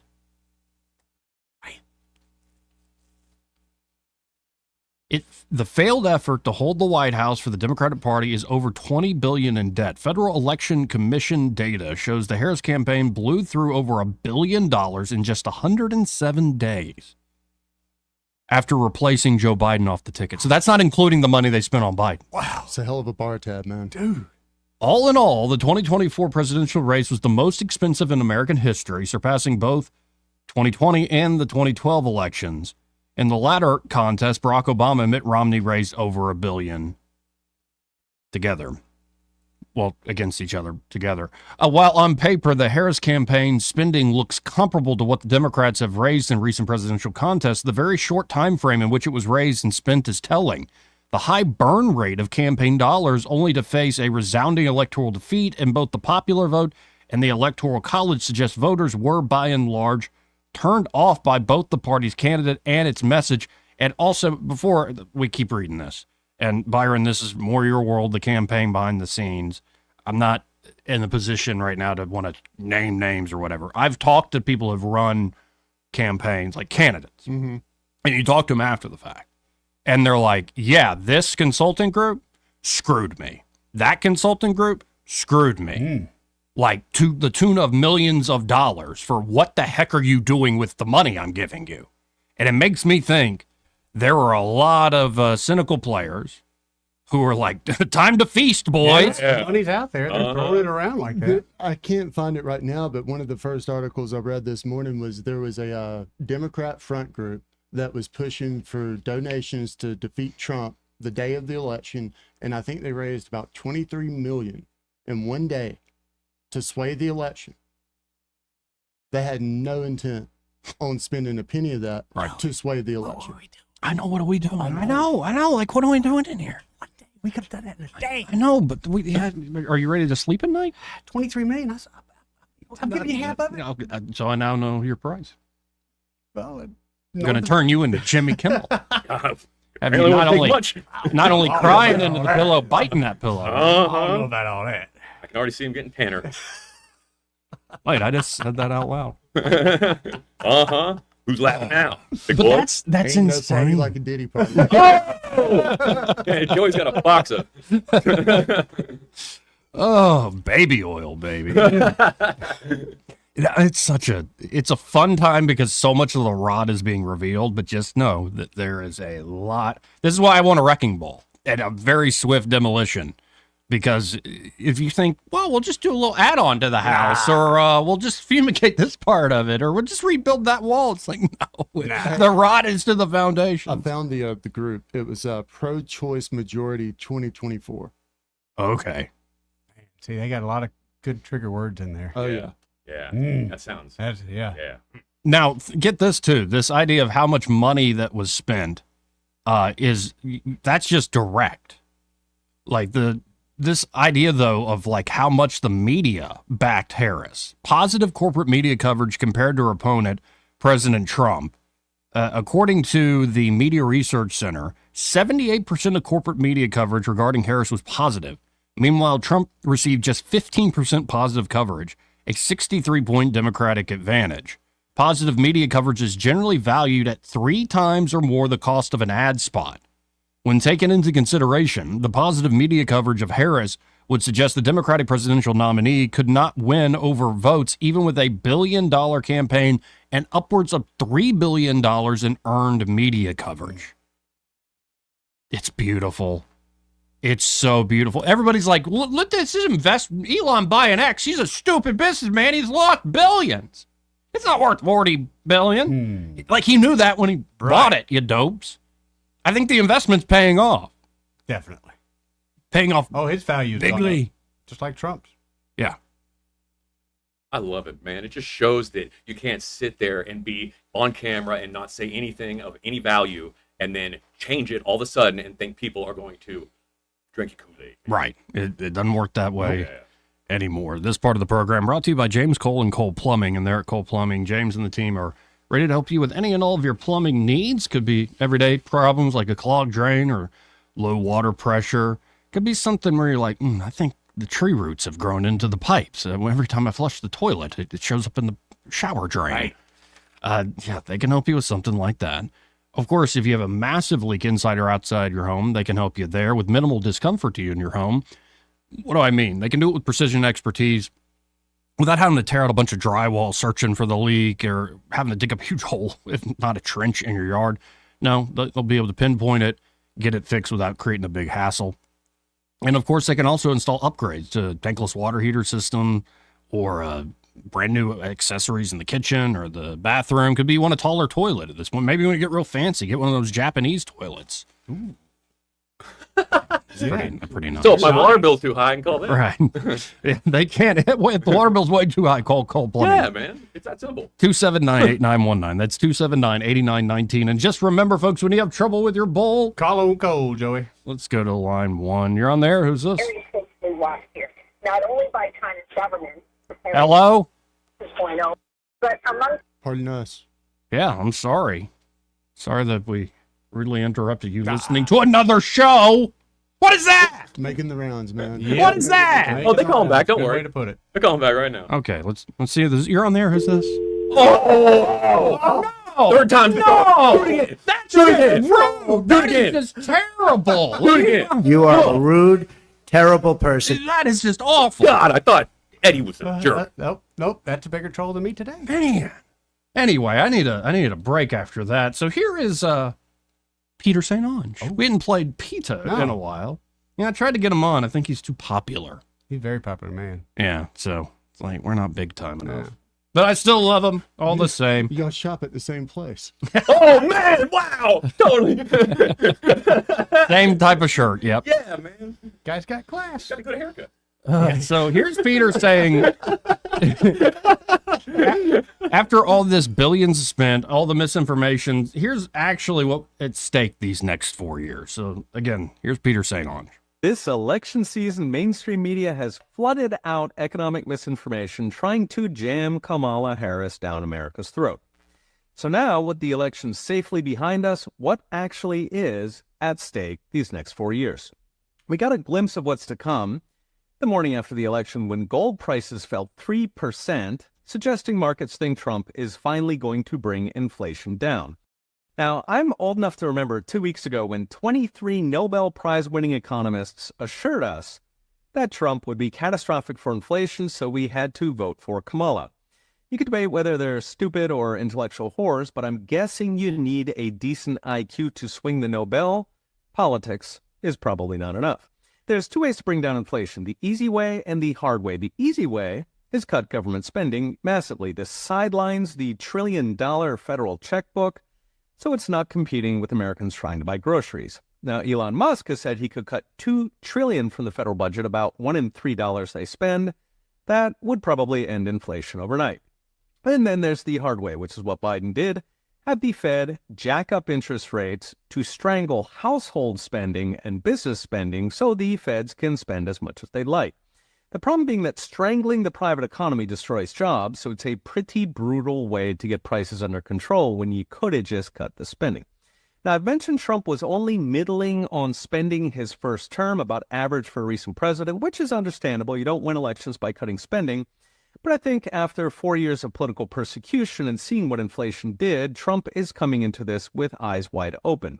So there's a good chance he can hack away at the imperial bureaucracy and its imperial trillion-dollar spending, especially for the stuff the left pours money into. Beyond spending and inflation, expect a repeat of Trump 1.0, which was across-the-board deregulation focused on manufacturing, energy, and small business, paired with lower income taxes. So Trump delivered the biggest tax relief since Ronald Reagan, and this time he's promising a lot more, including a partial or total repeal of the income tax, starting with no tax on tips, overtime, and Social Security payments. Trump's other big economic change is, of course, tariffs. He's floated tariffs on all imports with extra special rates for China.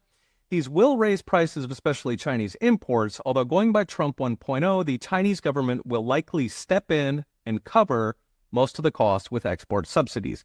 In other words, the Chinese people, not the American people, will be paying the tariffs. Of course, Trump's also promised huge cuts to illegal immigration, ramped up deportations. These will leave job openings for Americans who will want higher wages, leading to higher costs of unskilled labor and the things they make. Of course, the payoff is that Americans actually have jobs so they can get off welfare or get off the streets. So we pay in higher wages, but we gain in lower welfare, plus the $150 billion we're currently spending on illegals. Finally, non-economic issues, from the wars to DEI to voter ID laws. These aren't pure economics, more like down payments to avoid potential future economic catastrophes. So what's next? Brought to you by Unchained.com. We've got 2.5 months till Trump assumes office, during which he will be putting together his team. It looks like an all-star cast compared to his first term, and the fact people like Elon, Vivek, and J.D. Vance are involved fills me with joy, like I suspect it does tens of millions of Americans. Okay, we'll be watching. See you next time. It really will be great if they can, as I say, shock the world and even surprise me. Like, I love this up-and-coming cast of characters. Apparently, RFK Jr. is already putting out videos. Here's what we're going to do. Nice. Like, he's ready to go on the health side of things. J.D. Vance, don't underestimate that guy. Don't underestimate Elon or Vivek. I mean, this is a good cast of characters. It just... The foreign policy side is going to be the more interesting one of who Trump actually goes with. Because, I've got a lot of, I know the libertarian anti-war types, and they're going to scream and moan at some of these picks. Mm-hmm. Part of me is like, if you're running a country, you don't want everybody next to you to be a dove. In fact, you want somebody who can be that bulldog that barks and bares its teeth, and it's believable in doing that. Mm-hmm. Now, you want them on a leash. Sure. You don't want them running the household for you or biting you. But, there is, I can't believe I'm about to say this. There is a virtue to having somebody like Lindsey Graham go on TV and say, well, they got too many minerals over there in Ukraine. We got to whoop some butt. We got to whoop that Russian butt. We need them minerals, those rare earths. Only Lindsey can deliver that message. Right. And then you tell Lindsey, okay, now go sit down in the back, you weirdo. But you do need those types to go out there and boo, scare some people. Yep. You mean when it's time to fight, you need a fighter? Yeah. Yeah. Or just, somebody that's we got guys that can fight. Oh, yeah. You don't want us to let them off the leash. Oh, we can fight hard, too. We got good them and hard. We got them on the leash right now. Not that kind of leash that you're thinking about, a different kind of leash. Leather, though, right? By the way, I just realized, looking at Peter St. Onge, not only does Eddie and he shop at the same spot, it's like you combine Seth Spotlow and Eddie Pater together. And that is like, a good-looking man. These two. It really is the combination of you two. I'm gonna look like that in like 20 years. Go for it, man. Hey, did you see how or what the ratings actually dropped to on election night for news coverage? No. It dropped 15 million. It went from 57 to 42. Wow. Damn. 57 Wow. 4 years ago, 42. And how much of that is people tuning in to watch them Yep. cry and complain and say crazy things? Well, that and watching other ways of doing it. Even Barstool Sports had a election deal going on, and they had a couple million, which I couldn't believe people were watching. Of course, Now, man. I wish I'd come up with this, but I give credit to Matt Walsh of the Daily Wire. He came up with just a short video. He's like, I just want to talk to all the, folks out there who think Trump's Hitler and a dictator, and he's going to be just an evil, bad dictator, He's not, guys. He's going to be a good dictator. Yeah, that's what I told those girls. He's going to be for your own good. Benevolent dictator. Yeah, hey, girls, cheap gas. That was a pretty good Alex Jones, by the way. Well, Alex Jones is a little more. Oh yeah. Alex has a little more. I'm telling you, Joe Rogan, you're a little. And he's been that way even when he was a young man. He's had that extra little. I don't know what's. I snuck into Bohemian Grove and it's a little fanny pack. They do all sorts of weird stuff over there. Henry Kissinger. Do you practice those on your grandpa? No, I do not. Okay. You don't? No, Dude, he would love that. My favorite is like when I think of Alex Jones, I think of two things. It's when Charlie Sheen, remember he was going crazy, getting off all the drugs, and Adonis DNA and all this stuff. I think, I think Alex Jones had him on the show, and it's just a small moment in the show, and they're lying about you, Charlie, but I've seen your hernia. And it's like, yeah. So there's that moment. Then there's another and he literally said something like this to Joe Rogan. This is like 5-6 years ago.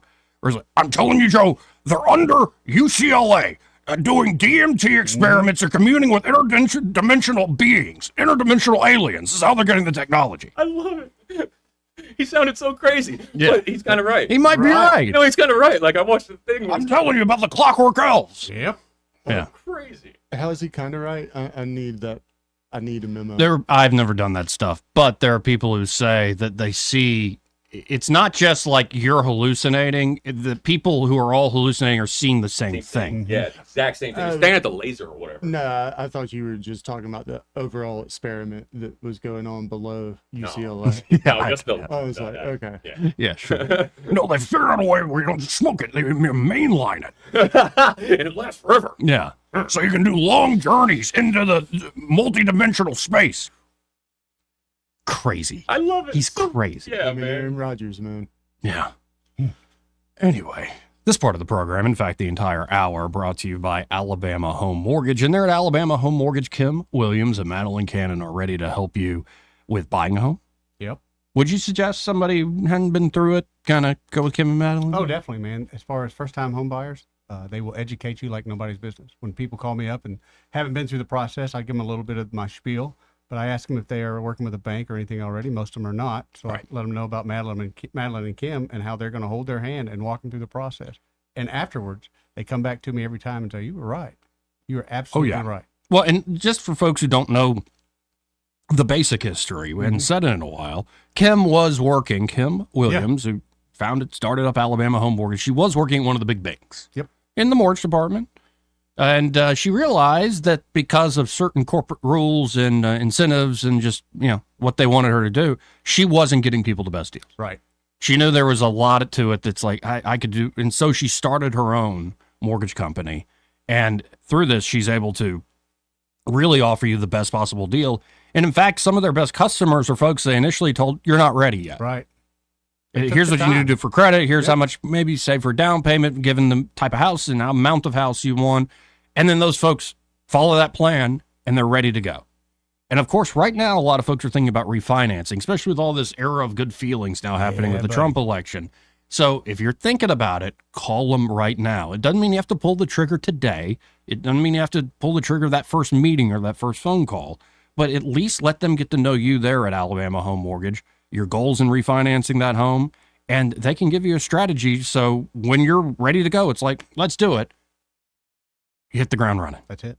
So check them out today. That number 567-4223. That's 567-4223. Or you can always visit them on the web at myalabamahomemortgage.com. There is a difference in mortgage companies. I'm telling you, Joe Rogan. Like Kim and Madeline proved that to you today. NMLS number 1586368.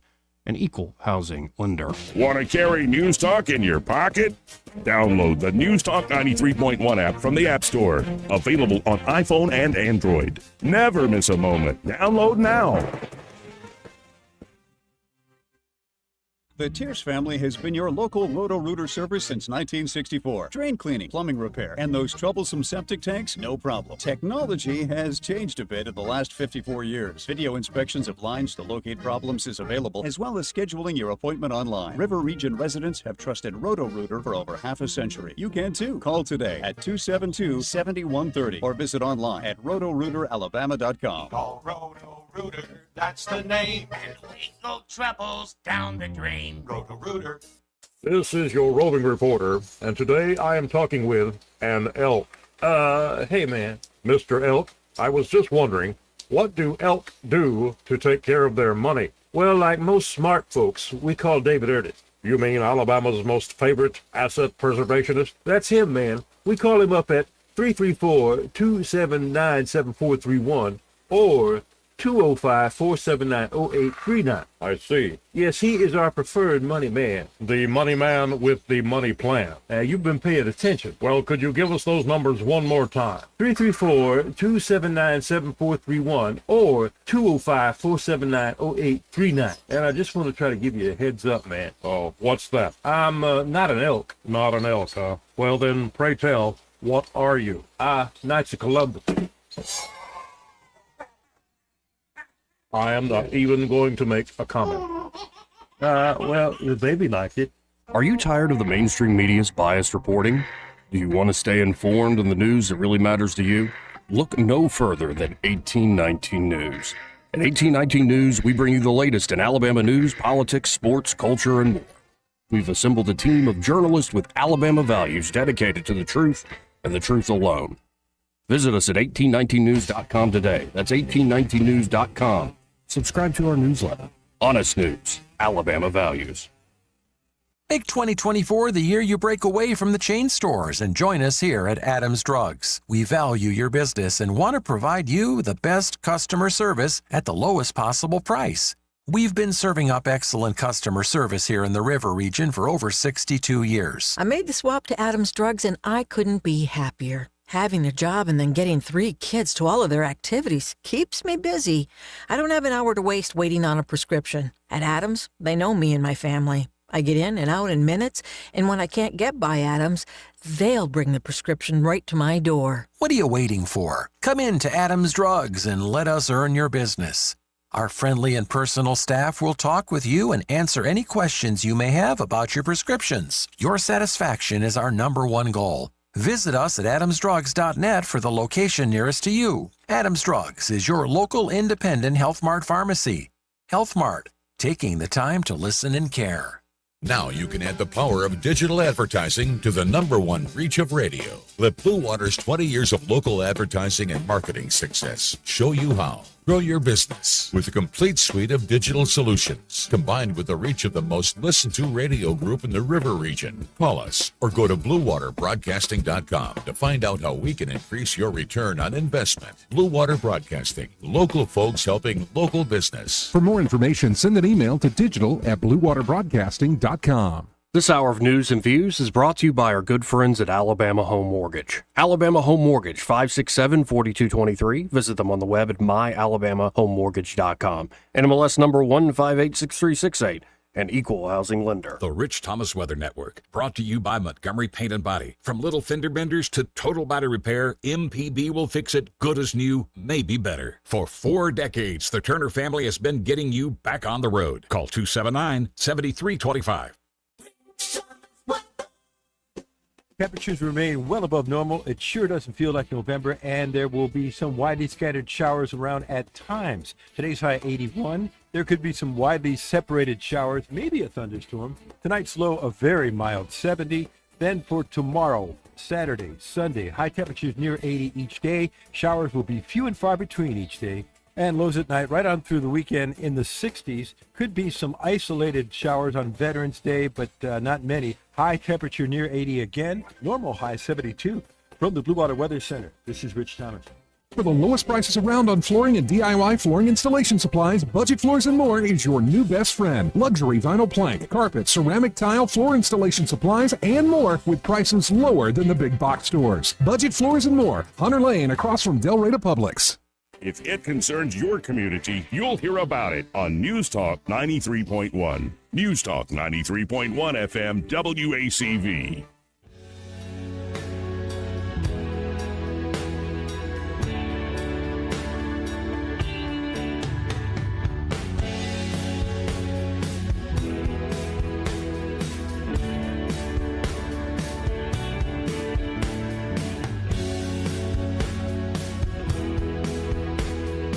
Joey Clark. Welcome back to News and Views in the afternoon. If you can't tell, folks, we're still in a good mood, though we're trying to just let our hair down in terms of the politics. It just gird your loins. The game has only begun. I don't think Eddie heard me mention it to you during the break. Do you know how much Joe Rogan gets paid per podcast? This is all Just estimated. guessing. No. This is reported. I would say at least $1 million a podcast. Yep. Wow. Yeah, at least. I think of the whole sitcom money, and he signed a deal earlier this year with Spotify for $200 million. Now, with that though, do you See, he said on the show that it's 250. He said on the show too that he's talked about all these stuff being reported. He's like, y'all don't know my deal. So I got a feeling it's probably more, especially if you start thinking about licensing and how it's streamed on YouTube now. It's not just Spotify. I think he's got a lot of money. And there's a few things that he can't do, but most things he can. Right. You know. Right. Exactly right. And I mean, again, Seth Spotlow joining us, and we got a lot of folks who are like, "Welcome back." Oh, thanks, man. Welcome back. Welcome back. I miss y'all. Yeah, it's Karen says, Seth. Aw, I'm so loved. The Romex Angler says, good to see Seth back from his beach mansion. Oh, thank you. Yes, it's tall and it's far. Miss S. Miss S saying, Seth brought his laugh back. Woo!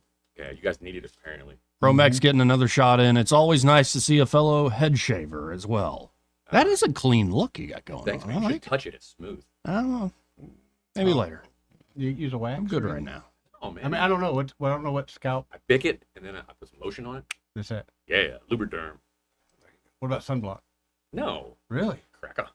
Wow. I got a tan head. All right. And then David Goodwin, different subject, says, was just checking out the White House briefing. Just saying, but KJP is kind of cute, and I'm going to miss her. Just watch The Simpsons and you'll see Sideshow Bob. Not a whole lot of difference. I mean, everybody's got their taste. So, yeah, I'm not going to knock you, David, for Don't kink shame nobody, Joey. having the him? hots. No, never. But I hate to burst his bubble. She has more sapphic tendencies, I believe. Oh. What? Yeah. Lesbian. Oh. Yeah. What was the word Let's you be said? honest. Sapphic. What does that mean?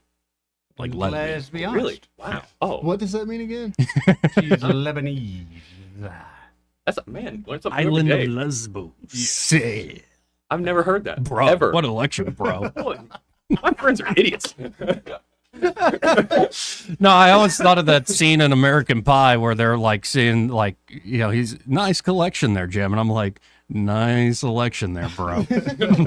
Nice selection. Oh, let's go to line one. You're on there. Who's this? Simpler days. Hey, how you doing? I'm doing outstanding, Joey. You know, it's just amazing what has happened. I mean, think about it. From the time that President Obama called Trump out at that glorious, glorious event, and he looked at Trump and gave him the evil eye. And, you know, Trump could have gone a couple of different ways, but he said, okay, I'm going to take your challenge and I'll up you one. Yep. And in where we are today, from where we could have been if Trump hadn't have been at that event and that hadn't happened. I mean, think if Hillary would have got elected how far down the road of socialism we would be. And then she would have turned it over to the next socialist for 4 more years. And that train just kept running. But we owe a huge, huge debt to one Donald Trump. Indeed. We really do. It really is an incredible story, and one of the most unlikely and one of the most unique, I think, in American history, if not world history. That's what it's about. Well, I never thought he could pull it off. And I thought that, they would do whatever they had to do to wreck the country, release another virus, whatever they had to do to keep him out, because he was the blocker. He was the one that was blocking them. And you just can't do that to that Washington mafia. And he stood tall. You're acting like we got a lot of game left, sir. We had a lot of game left. I think he's already accomplished a great thing by interrupting that Obama dynasty, to your point. But we'll see what they have up their sleeve. There are a lot of very talented, powerful people with a lot of money who ain't taking this line down. So we'll see. Well, I mean, just like if he would have been, said, "I'm to heck with it, Joey. I'm tired. Yeah. I don't want any more. I've had enough." And if she would have gone in, I mean, think about where her roots are. It's in the San Francisco Bay Area. Her mother, attended Berkeley.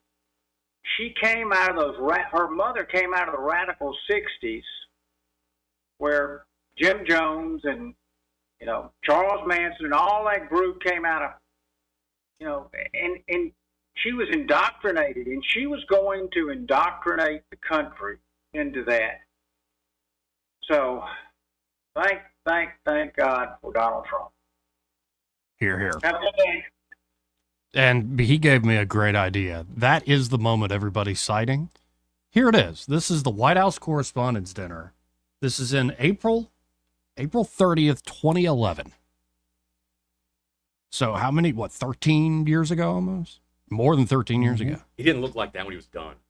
No, Obama aged like crazy. Donald man. looked better, okay? And Bill Clinton's looking pretty rough. Something dry. No, Trump is the one who kind of, I better. think it's because he's always had that look. He knows how to maintain the look. And in a way, he lost a lot of weight. It's all those preservatives from the McDonald's fries. That's right. man. All right. I've got my taco bowl on Cinco de Mayo. You all remember that tweet? No. Yeah, it was on Cinco de Mayo, and it's him in yeah. his office at Trump Tower, and he's like, I've got my taco bowl. Happy Cinco de Mayo. That's so trashy. I love it. Yeah, exactly. And no, this is the charm of the guy. He's Yeah, not man. pretending to be anything else. That's awesome. So here's the moment. Over 13 years ago, this is at the White House Correspondents' Dinner. Barack Obama is president. And, of course, Trump is, they're like, why would they hit him? Like, why? I don't know. I think Rogan brought this up. Trump was the one leading a lot of the birther stuff. Yep. That's why they came at him. Like, and going hardcore about it. Like, it doesn't add up. Right. All this stuff. So thus, they roast him. This is the moment. Health care when he was governor of Massachusetts. Someone should get to the bottom of that. And I know just the guy to do it. Donald Trump is here tonight.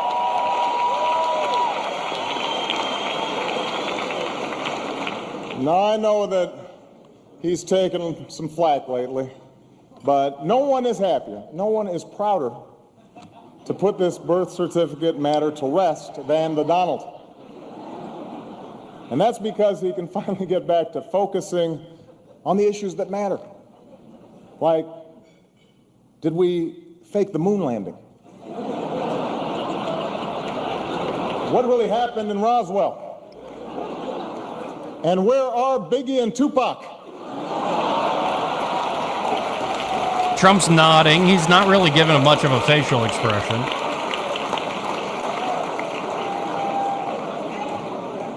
All kidding aside, obviously we all know about your credentials and breadth of experience. For example, no, seriously, just recently in an episode of Celebrity Apprentice at the steakhouse, the men's cooking team did not impress the judges from Omaha Steaks. And there was a lot of blame to go around, but you, Mr. Trump, recognized that the real problem was a lack of leadership. And so ultimately you didn't blame Little John or Meatloaf. You fired Gary Busey. Trump's nodding, smiling through all Keep me this. up at night.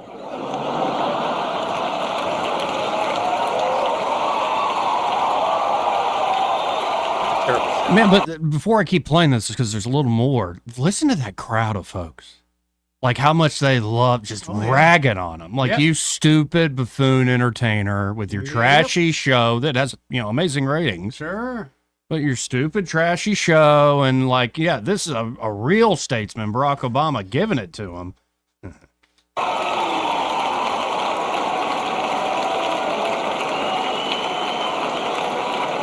Well handled, Trump just sir. waved and chuckled a little bit. Well handled. Say what you will about Mr. Trump. He certainly would bring some change to the White House. Let's see what we've got up there. Hold on. wow. So, was Keegan from Key and Peele? Yeah, Keegan-Michael Key. That was the joke writer for Obama, right? Yeah, and he was there also, did the whole impersonation of Obama. So like in a angry way, Obama. we have him to thank for Right. all of this. All of that? That was terrible. No, I'm saying that probably lit a fire under Oh, it Trump definitely lit in the a fire. way. Yeah, and initially, like, it's kind of, it's jokes, and it's sort of, and then they go hardcore where I think he says something like, "You'll never be president." I mean, there was definitely You see piling on, and I don't think Well, you that see the look Trump- on his face when Yeah. it hits him. I mean, I remember this clear as a bell. Yeah, I think the full clip, I didn't find the full clip. The full clip is something like 5-6 minutes of just hammering. And it's not even funny. It's more just mean. Well, that's what I'm saying. Yeah, I mean, yeah. be mean spirited, and I can see someone like Key thinking that a lot of people would find that humorous. That he unlocked the beast. Yeah. For sure. Yeah, I mean, what a time. He didn't even get a comment right for him. Yeah, I mean, here's a little more of it, because this is fascinating, just the history. Again, this was 13 years ago, folks.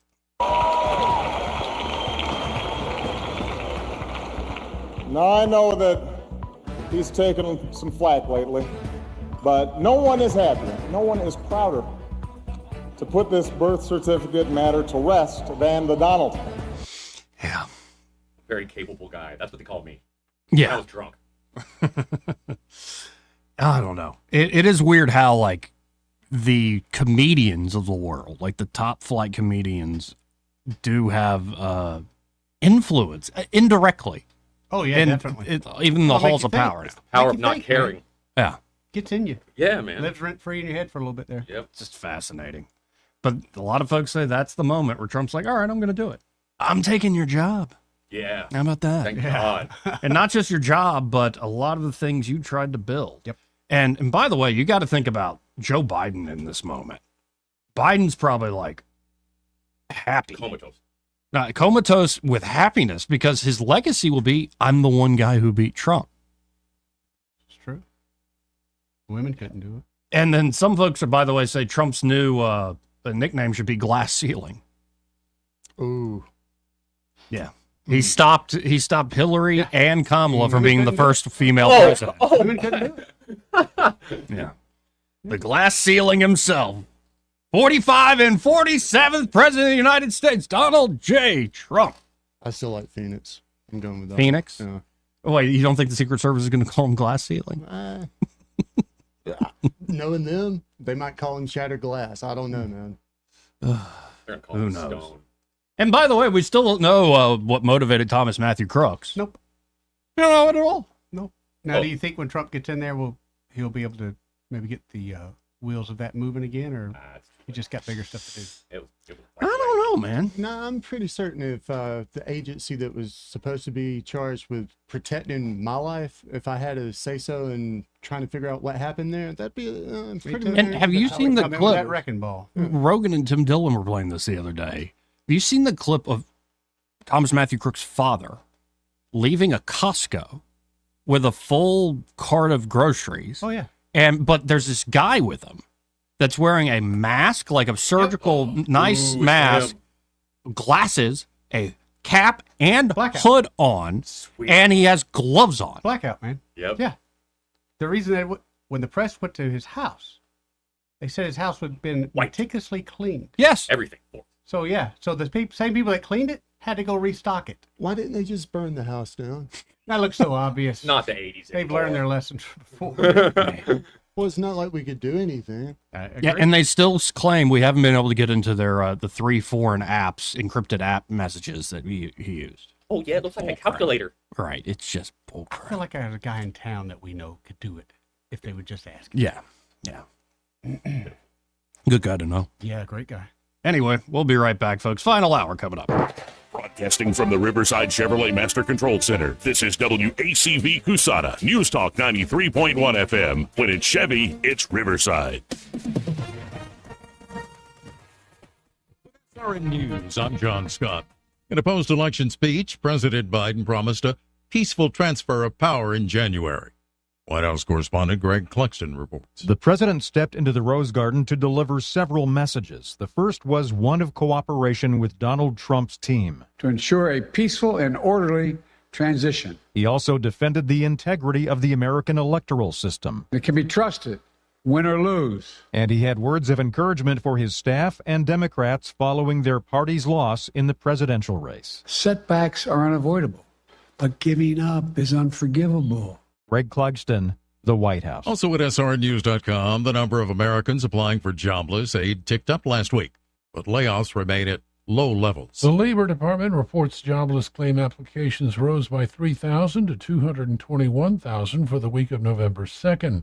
That's fewer than the 220. Our nation's problems have been building for the past 50 years, and they're not going away overnight, which is why we must prepare now for a financial collapse that will affect the entire economy. The good news is there's an easy way to do that.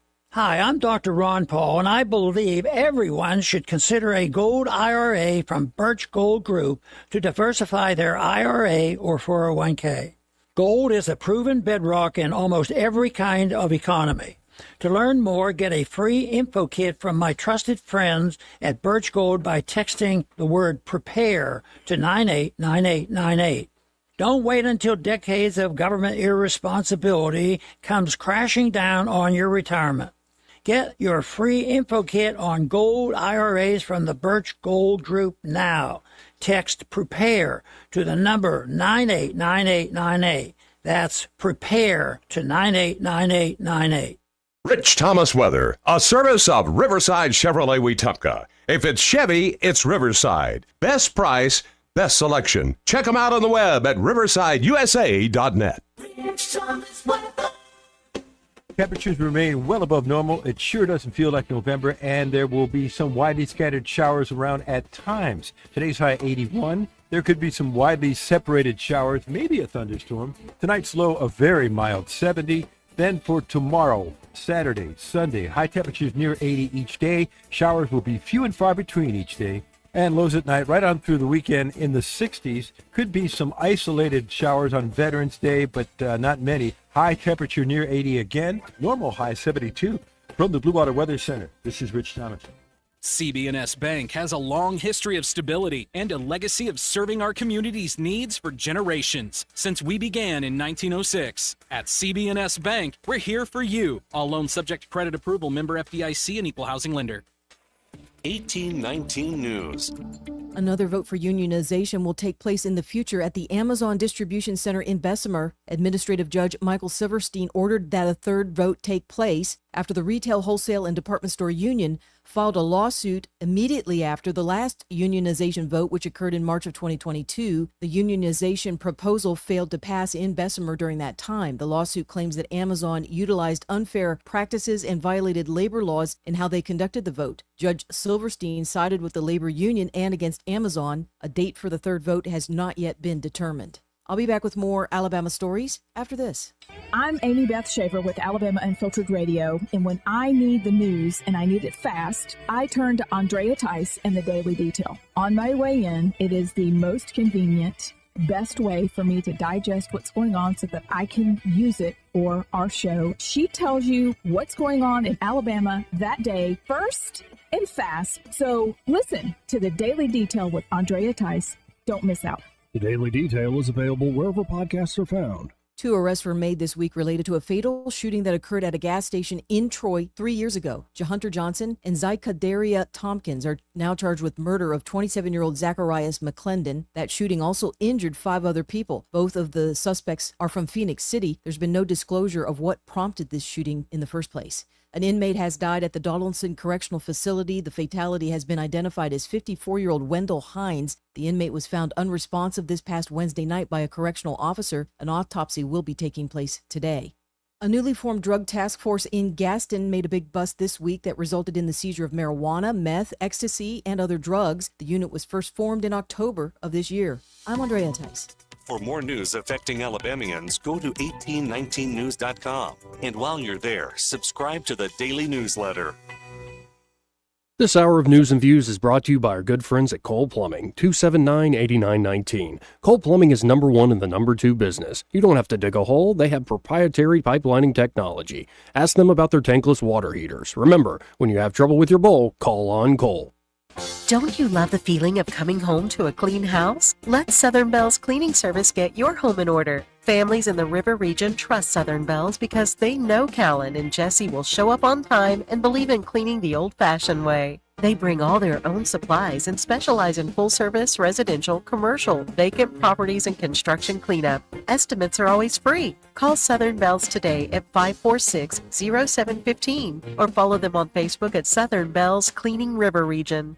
No one wants to wait on service for an overhead door. With 20 years in the industry, you now have access to the best with All Access Overhead Door. All Access Overhead Doors offers prompt professional service at affordable prices on all service and new garage doors for residential and commercial locations. All Access Overhead Door serves the River region and can take care of whatever you need when it comes to your overhead door. Remember, you have access to the best. All Access Overhead Door. Call and schedule an appointment today. 320-2440. And like them on Facebook. They sell the best and service the rest. The views and opinions of the following program are solely those of the host and other contributors. These do not necessarily represent those of Liberty Acquisitions 825, Blue Water Broadcasting, its management, staff, or any advertisers.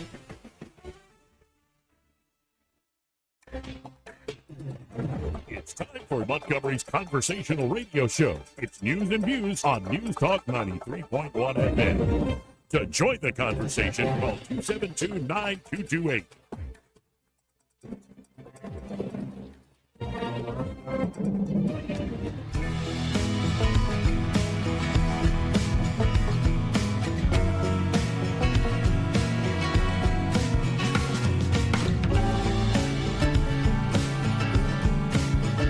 I'm a better looking person than Kamala. Joey Clark. Welcome back. Final hour of News and Views in the afternoons. We're calling this thing online Joey Clark Live. And, Andy McCarthy, he's a commentator on Fox News, legal guy. He says a deal is coming together, a clemency package emerging for Trump and Hunter Biden after the election. Special counsel Jack Smith is reportedly closing down his cases against Trump, whom he indicted on allegations of mishandling classified materials and over his challenges to the 2020 election. McCarthy said that dropping the cases against Trump could enable President Joe Biden to pardon his son, Hunter. And folks are also on lookout on the one case where Trump he's a convicted felon or whatever. The judge has a chance to consider overturning this. Now, the AG of New York, who continued to go after him and pursue him over and over again, she's still going to pursue him I mean, good luck with that, lady. Yeah, she came out yesterday. Let the world know she's still pissed. Yeah. Okay. Go for it. See what happens. She'll get reelected. Right. But, and then a delicious headline from Politico. Democrats sank into despair as the night wore on. And yet, like, both Kamala and Joe's speeches are all, like, full of light and platitudes and the great American. It's like, how you just called this guy a Nazi for months, and now you're like, but when it's the darkest, you see the light of the stars above us. They show hope that the fight isn't over. Like, really? Go cry some more, Kimball. Anyway, let's go to Chris. Hey, Chris, how you doing? Hey, guys. I don't want to litigate this, but I don't know if you've kind of been reading kind of the some of the stuff that folks are saying on Twitter, especially the Democrats, are like, we didn't come out like we should have. But the one line they keep saying is, where's the 15 million votes that we got in 2020? Good question. Yeah, well, that's my whole thing. I said, well, if you had any smarts, you would know that was all fraudulent. Yep. Those people never existed in the very beginning. When you run, ballots continuously through a machine at the dead of night after a pipe exploded, supposedly, water main exploded, then yeah, you're going to get that. And then the other thing is so funny, people start adding this to it, which is interesting. You see the chart of the turnout for Republicans. It's always all pretty consistent in 2020, and the Democrats see this huge explosion upward with the 81 million votes. But the funny part was they started talking about the bellwether county, Mm-hmm. and in 2020, Biden only won one of the bellwether counties. That is unheard of. That's statistically impossible.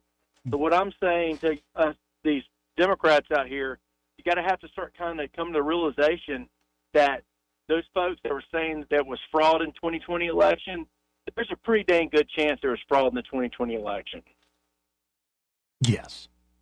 They will not. But the irony is it's been kicked off Twitter and everything else saying that.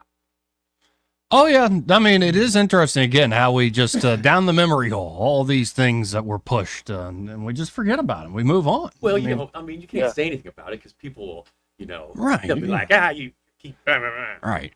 But it's just like you're talking about the two, people try to kill Trump.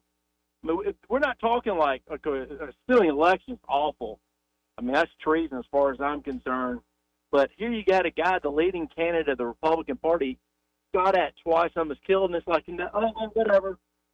No big deal. Yeah, Are we ever going to find the truth out about that? Oh, do you remember the piece I did? It's like talking to ChatGPT. I'm like, when was President Trump shot? President Trump has not been shot. There are no credible, widespread sources. I'm like, wait, who's Thomas Matthew Crooks? He goes, and why was he killed by the Secret Service? Oh, he was a gunman in Pennsylvania where Trump was giving a speech, and he shot into the crowd. The president was injured, and then the Secret Service killed him. I'm like, wait, you just told me Trump was not shot, and that this thing started doing all these contortions. The next day, it had already been updated, because I wasn't the only one doing this. It had already been updated, saying, I do not know who Thomas Matthew Crooks is. No credible, widespread reports have anything to say about this. And it is remarkable. They covered Tony Hinchcliffe's Puerto Rico joke, which was well crafted.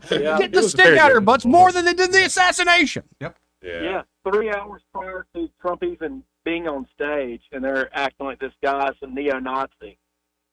It's ridiculous. It's truly unbelievable. I mean, the Democrats need to just come to the realization, folks.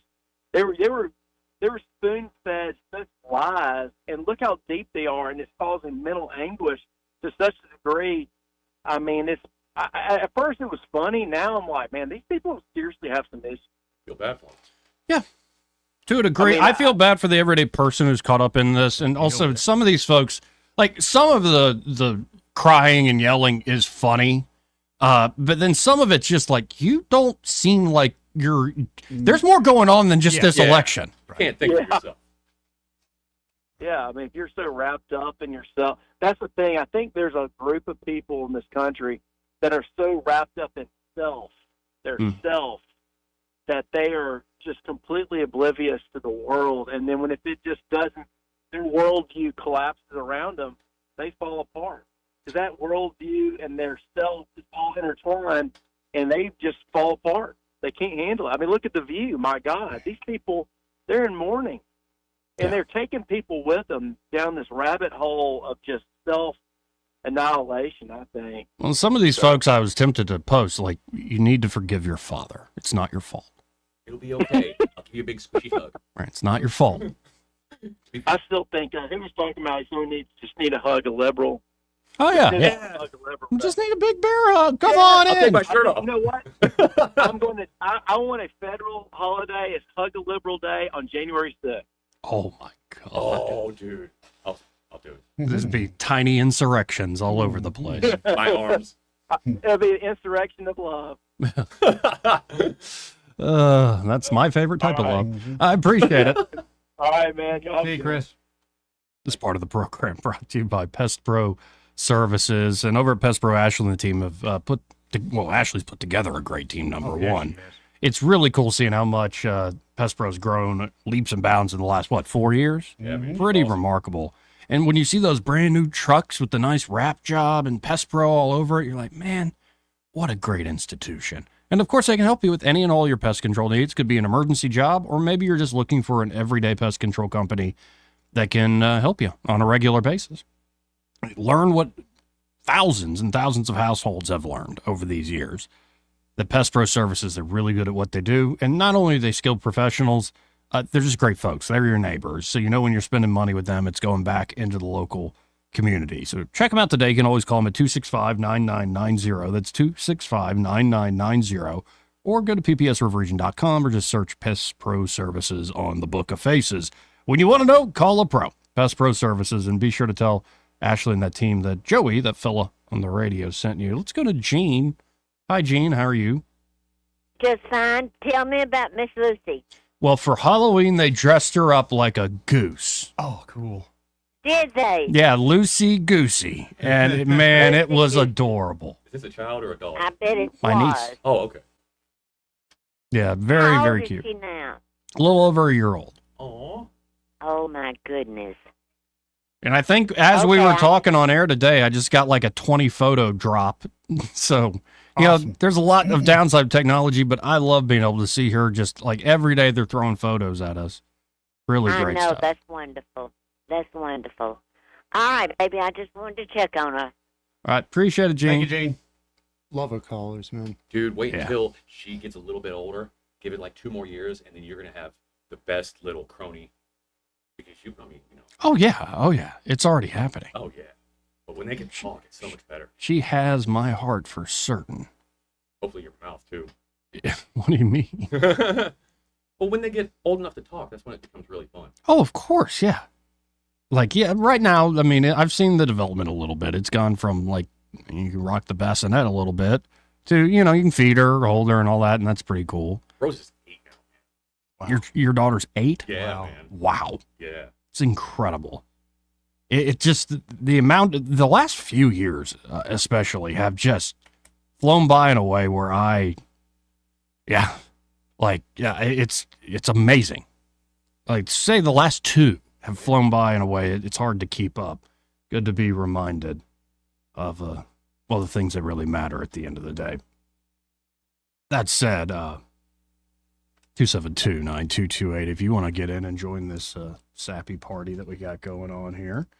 Now, I mentioned earlier, RFK Jr., he's already hitting the ground running. Is that him? Yeah, this Whoa, is I've never seen RFK, him. and Yeah. this is a video he just dropped. Trump only elected for 2 days, and RFK Jr. is already working to make America healthy again. So let's tune into this. Innocently put into their bodies these days, and most alarmingly, into the bodies of their children. And it's no coincidence that Americans die earlier than Canadians or Germans or Italians or Japanese or Koreans or Australians or most any other comparable country. And it wasn't always that way until the early 1990s. Our life expectancy was the same or better than other developed countries. Then suddenly, more and more Americans began suffering from chronic diseases, from obesity, cancer, diabetes, kidney disease, Alzheimer's, heart disease, and all kinds of autoimmune diseases. Our maternal mortality rate soared to the highest of any developed country on earth. Same with infant mortality. Like the frog in the slowly boiling water, we didn't really notice as we got sicker and sicker. We've grown now to accept chronic disease conditions as normal. But now, in 2024, we're finally waking up to this cataclysm, and we're asking ourselves, how in the world did this happen? A big part of it is our diet. Restaurants that serve contaminated food are fined or shut down. But when it's the government that approves the poisons in our food, a few people get very, very rich, and the toxins end up in every supermarket aisle. Let me show you what I mean. Doritos, Cheez-Its, Captain Crunch, gummy bears. Everyone knows that these are junk foods, so maybe you wouldn't be too surprised to see that the ingredients include a lot of poisons, including a harmful yellow dye called tartrazine, or yellow dye number 5. What you may not know is that this dye was originally made out of the sludge that's left over when you turn coal into coke for blast furnaces. It's called coal tar, and I've actually sued many big industries for legacy contamination of coal tar all around the country because it's so toxic and it's so harmful to the environment and human beings. A century ago, it was just an obnoxious industrial byproduct that everybody was trying to figure out ways to get rid of. One of the ways that they did that was by paving roads. But then a British chemist figured out that the coal tar could be used to derive fabric dye. And if fabric dye, why not food? Food manufacturers began using it to cover up the discoloration of low-quality foods that they wanted to pass off on unsuspecting customers. They didn't know back then that this yellow dye, tartrazine, causes tumors, asthma, developmental delays, neurological damage, ADD, ADHD, hormone disruption, gene damage, anxiety, depression, intestinal injuries. Well, we know it now. We've known this for decades. That's why tartrazine is heavily restricted in other countries. In some countries, foods with tartrazine have a warning label that it may cause ADHD in children. Today, it's made from petroleum, not coal tar. Either way, it's crazy to add this to your kids' favorite foods. It doesn't even change the flavor. This yellow dye isn't just in junk food. It's in the foods that we consider healthy. It's in everyday kids' snacks like popcorn, mac and cheese, fruit snacks. It's in sports drinks like Gatorade and so-called vitamin water. It's even added to chicken broth, to corn, to pickles, to mustard, and to yogurt. And so, of course, our kids get sick. And we lovingly feed them chewable vitamins which have, surprise, tartrazine. And so the cycle continues until the coughs and asthma kick in, at which point you go to pick up some cough syrup. And yeah, you guessed it, tartrazine. I've been picking on tartrazine today, but that's just one of at least 100 chemical poisons that our health agencies allow into our children's food. I can make a video just like this to talk about Red 40, BHA, BHD, potassium bromate, chemical after chemical, and on and on and on. If just one of them can cause all of these problems, imagine what they're doing in combination. That has never been studied. If we took all of these chemicals out, our nation would get healthier immediately. We'd have fewer sick days. We'd have better focus. We'd have less anxiety. Our kids would learn more easily. We'd lose weight. We'd have more energy. We'd have fewer tumors and longer lives. It's not all dark. Over the past 16 years, the government has banned 8 chemical additives that cause cancer, genetic damage, asthma, and many of the other health conditions as tartrazine does. And you know what's interesting? All 8 of those crucial steps forward in our kids' health were taken under President Trump. But the Democrats who claim to be all about health care have stood by watching other countries ban these poisons and make our kids sick, asthmatic, hyperactive, and depressed. They left them on every supermarket shelf in America. They even used your tax money to put them in your kids' school lunch. So their big food and their big ag donors probably gave them all that golden handshake and the big money hug. And their big pharma donors probably called them up and thanked them also, because now they're going to make billions selling Adderall, Prozac, and rescue inhalers. Enough is enough. President Trump and I are going to stop the mass poisoning of American children. Together, we're going to make America healthy again. You weren't hearing anything like that in 2016. And man, that guy is he's on it. That's a good presentation. That's great, man. I figured he'd be talking about red, but he was talking about yellow. Yellow number 5. Yeah, man. I mean, that was a thing when we were growing up. You know, Mountain Dew. Yeah. Or the Mountain Dew Code Red in particular. Yeah. I had some kids 10, 15 years ago, and when you would give the little girl red, her autism would just go through the roof. Really? Yeah, man. The red dye number 40 Yeah. would, I mean, she was mildly there, and like if you watch what she ate, it was fine. But the second she got a hold of something red with that dye in it, made it so much worse. I mean, it's amazing that this stuff has kind of gone under the radar for so long. And you sort of take it for granted. I'm as American as anybody else. I've eaten everything I think he just talked about. It's all orange, all our good orange Doritos and Cheez-Its. SpaghettiOs. Or Eddie brought in those red velvet chewy Chips Ahoy. Yeah. I've eaten a whole box of those before, many a time. They'll do a number on you, Joey. Yeah, I told you. I should have listened. I'm totally okay with them just taking the color out and it being a disgusting color, but the same thing. I mean, this is probably common knowledge, but there was a really big tobacco company that bought a lot Yes. of In the food. 90s. 80s, I think. Well, it ramps up in the 80s, but it's after the lawsuit against the tobacco companies that I think, what are we talking about? Philip Morris, R.J. Reynolds. Yes. Yeah. That it's after that they get into they see what's coming with the lawsuits about cigarettes. So they get into the food game. It really gets on steroids, so to speak, in the 90s. I guess my point is, I don't think that it should be a surprise that all of this has passed, through the health inspector, FDA, or whatever. When you have the guys who were getting doctors who claimed that cigarettes were okay up until the 70s. Right. Oh, yeah. Now in charge of food. Oh yeah. Didn't you watch Frosted? Yeah, actually, good movie. Oh, of course. It's about Pop-Tarts. Yeah. And then I'm also still a fan of that movie. Thank You for Smoking. Oh, yeah. That was great, dude. Fantastic. Hey, man. So Yeah. dumb. Yeah, don't drink and drive, or if you do, suck charcoal. Let's go to Jeff. Hey, Jeff, how you doing? Oh, I'm always going. I have a question for you guys. First question is, I got a feeling Donald Trump is going to clean house. Who do you think he is going to replace as far as Dr. Fauci and the government officials that can actually do the job? And number two is that did you consider Kamala's concession speech an actual I give up or a just wait, we're still going to overturn this speech? I'm going to hang up and listen. Appreciate it. No, I took it as we're still going to cause a lot of problems. Right. I think Trump will be. Oh, it depends. Do we have the results on the House majority yet? Last I looked, it was leaning Republican, but then I saw, for instance, Sam Brown run for Senate in Nevada. Nevada had all these. They were able to accept mail-in ballots for days and days afterwards. It's nuts in Clark County. Right. It's all about the cheat. Yeah, I mean, according to this, it hasn't moved. Now, I don't think it's going to be like an actual overturning. Well, no, I mean, according to what I'm seeing, it's still saying Republican +3 on the House and Senate.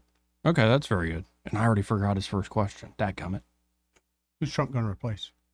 Oh, Fauci. Well, that's an interesting question. I think he's going to be leaning on somebody the guy wrote the book himself. We were just playing. Bobby Kennedy wrote the book called The Real Dr. Fauci. Yep. That'd be awesome, man. And I think Bobby's going to end up over FDA and restructuring FDA. Least, yeah. Man, I love that guy. That's the place to put him because when you think about Fauci, you think about NIH and all these other, that's more your research side. Something needs to be done there. Here's a crazy idea, and I can't believe I'm about to say it, but I got it from somebody like Eric Weinstein. One way you can help with the academic problem, especially funding weird stuff, like let's go collect a bunch of bat guana 1,000 miles away and study it in a lab, and that doesn't have basic security measures in China because Obama banned us from doing it in the United States in 2014. Stuff like that. Or like the catastrophic predictions for global warming, these sorts of things. Like, why does this all come up? Because there's only so much money. And there's thus gives people like Fauci or anybody approving these grants immense power and discretion. And it seems the squeaky wheel gets the grease. So if you have the sexiest, craziest idea of, oh, we're going to create all these gain-of-function viruses so we can then create the cure afterwards or all this stuff. Or if you say you're a great scientist on a climatologist and you go, yeah, it's warming somewhat from human activity, but because of these feedback effects and these adaptation measures, it's not the end of the world. We need to be concerned, but it's not like the world's going to end in 10 years, 15 years. That's not going to get funding. Mm-hmm. It's the boring stuff that get funding. So one of the crazy ideas when it comes to academics is you take power out of the hands of these powerful bureaucrats to have discretion, and you give even more money, but huge block grants, essentially, to certain institutions. And so you don't have that fighting over everything. There's sort of just a fully funded base for your universities and research. Yeah, but the fighting's still going to occur. It's just going to occur at a smaller level. Right. And so I don't know. That's a big, tough nut to crack. And this is where you're going to get folks like, I think Vivek, so I voted for him in the primary, is right. Some of this stuff is not in need of reform. It's in need of demolition. Yep. Elimination. Yes. I mean, instead of giving the block grants and letting them divvy them up the way that they want to, I would be more in line with don't give them a penny and make them have to make a compelling case to get anything. For getting anything. 100%. But if you dig into it, that's what the whole grant writing, like the whole research thing is. We all know it's so far. Yeah, now. I've spoken to enough grant writers to know that they do it by the book, and then their higher ups are like, yeah, but this doesn't help Bob or Jim, and we're going to need this one revised. So you kind of have to blow up the system in order to even restructure it. Yep, this again is like temper your expectations, because I don't know, like your read on, like, say the Republicans do have the House and the Senate. Mm-hmm. How much do you think the Republican Party of old is actually going to play ball with ideas? Wait, like that? You're going to have to be more specific. Which Republican Party of old? You mean the one from 10 years ago, 40 years ago, or 100 years ago? 10 years ago. Let's say not just the neocons, but McConnell's out. Okay. But it's going to be what? John Thune or Cornyn from Texas. Guy, and so it's kind of just the really change. Right. Yeah. But you've got to wonder, what is John Cornyn willing to actually go along with? Because you heard Kennedy just say it.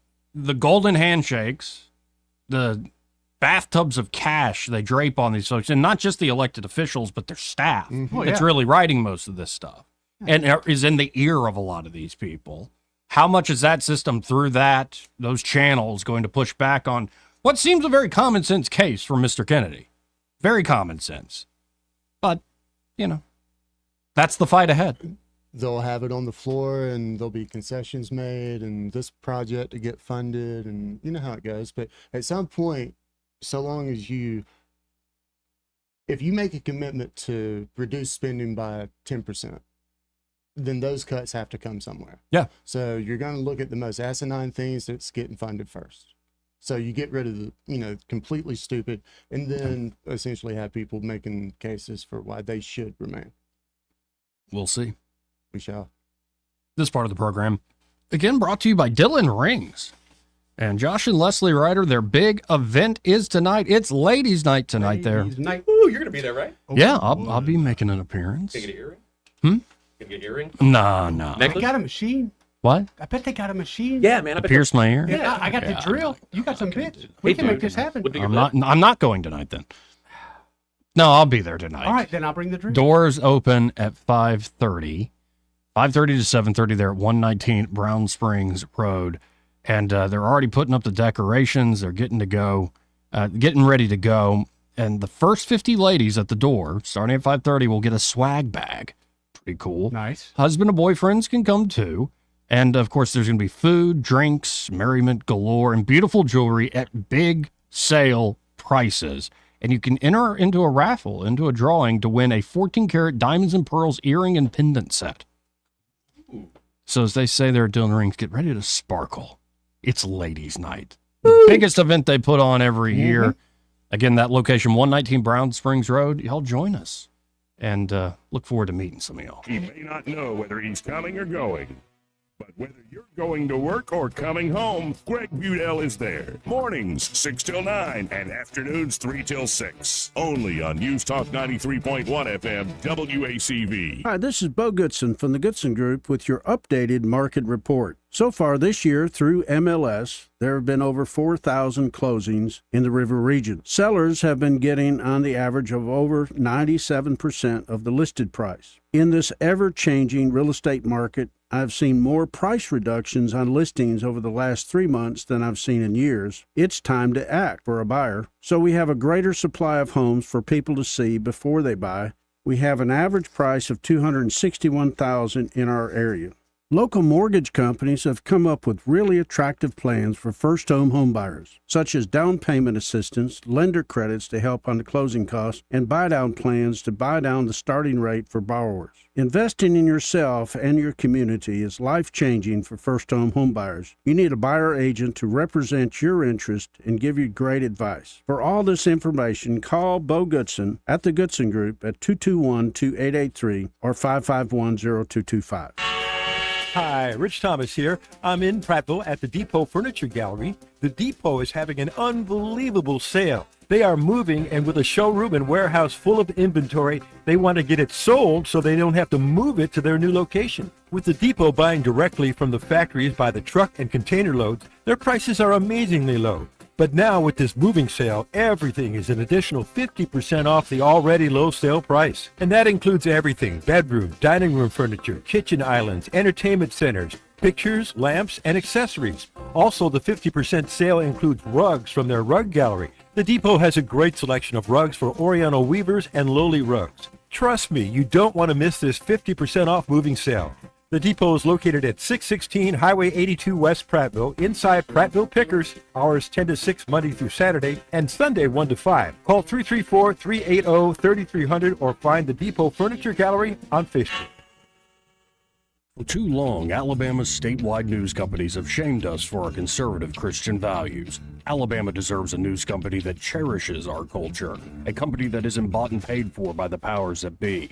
1819 News is that company. Run by Alabamians for Alabamians, 1819 News celebrates what is good and beautiful about our state, while exposing those who work against our values in secret. Just go to 1819news.com to learn more. Subscribe to our newsletter. That's 1819news.com. This hour of News and Views is brought to you by our good friends at Cole Plumbing, 279-8919. Cole Plumbing is number one in the number two business. You don't have to dig a hole. They have proprietary pipelining technology. Ask them about their tankless water heaters. Remember, when you have trouble with your bowl, call on Cole. Hey, y'all, Lewis at the Capital Oyster Bar. We're over here on the beautiful Alabama River, and we've got a fryer, we've got a steamer, and we got a grill, so we can cook up that fresh seafood for you. Also got a great hamburger, good old ribeye steak over here. I know you're going to get hungry. We got some good eating. You can check it all out at CapitalOysterBar.com or go to our Facebook page. If you hadn't ever been over there, check it out. You can also see what we got coming up this Sunday. Another great show lined up for you from Chicago. John Primer's bringing his Real Deal Chicago Blues show to town. You know you want to get down here Sunday at 4 o'clock. You can also see about how to rent a pontoon boat down there on these beautiful days. All you need is a driver's license, a credit card, a little common sense, and you can have a good time down here on the river.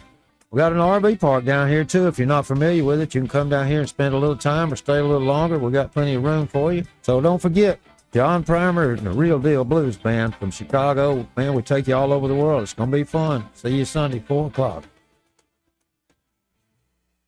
Hi, this is Jason with Wholesale Hunter. We've been advertising with Blue Water for a while now. We have great results with them. Appreciate everything they do with us. Did you know that radio is the #1 reach platform in all of media? It's true. Call us to find out how to put radio's #1 reach to work for your business. Blue Water Broadcasting. Local folks helping local business. Rich Thomas Weather, a service of H&H Carpets, in stock specials on waterproof luxury vinyl plank and engineered hardwood flooring at blowout sale prices. H&H Carpet, across from Walmart on the Atlanta Highway. Temperatures remain well above normal. It sure doesn't feel like November, and there will be some widely scattered showers around at times. Today's high 81. There could be some widely separated showers, maybe a thunderstorm. Tonight's low, a very mild 70. Then for tomorrow, Saturday, Sunday, high temperatures near 80 each day. Showers will be few and far between each day. And lows at night right on through the weekend in the 60s. Could be some isolated showers on Veterans Day, but not many. High temperature near 80 again. Normal high 72. From the Blue Water Weather Center, this is Rich Thomas. Thank you for voting ASC Credit Union the best credit union in the River Region 6 years in a row. As we celebrate our 70th anniversary, we are proud to be at the top of the list for the best credit union in the hearts of the communities we serve. News and talk without the static. The River Region's most trusted voice. News Talk 93.1 FM WACV.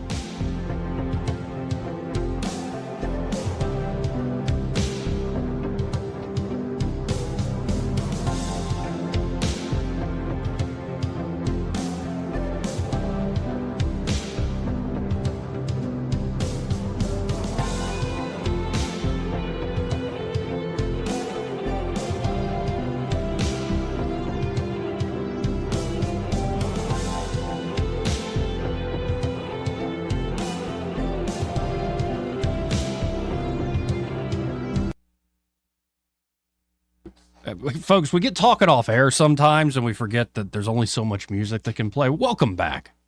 Welcome back. God, you two are way too good. No, we were getting into like who might be, because Senate leadership really matters.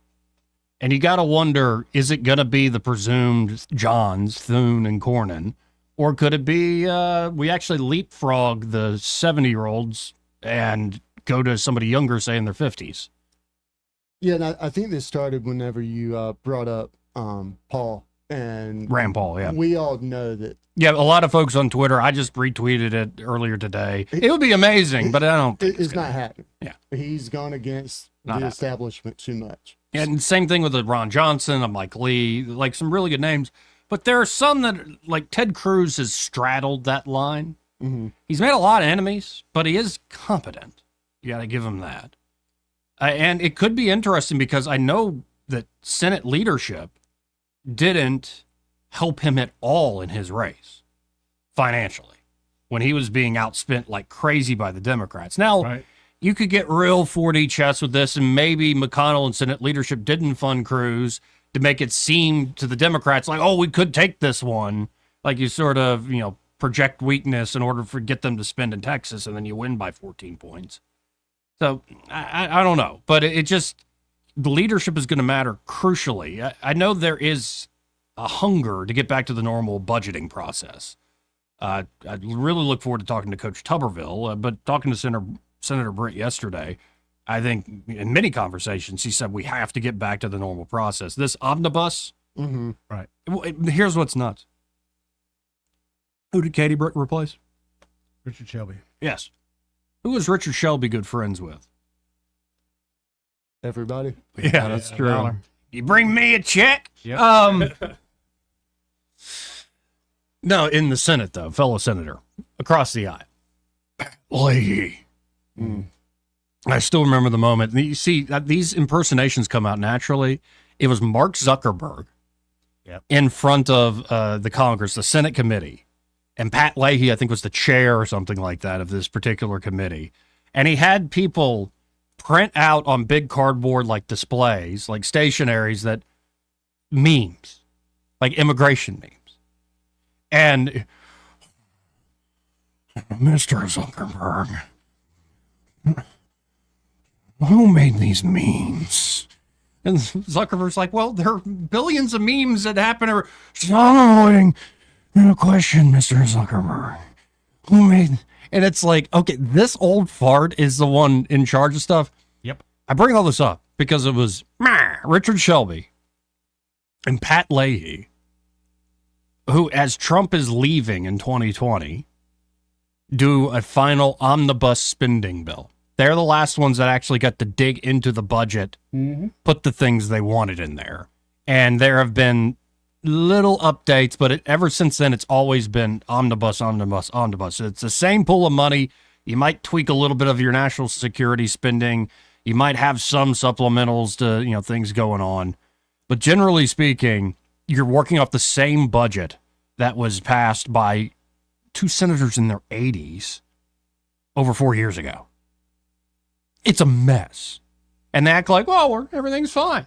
Everything's fine. So I hope there is a change in that regard. One guy... It's got to happen eventually. Oh, yeah. And I think it's going to happen this time around. You're going to get new leadership for Republicans, and we'll see what happens.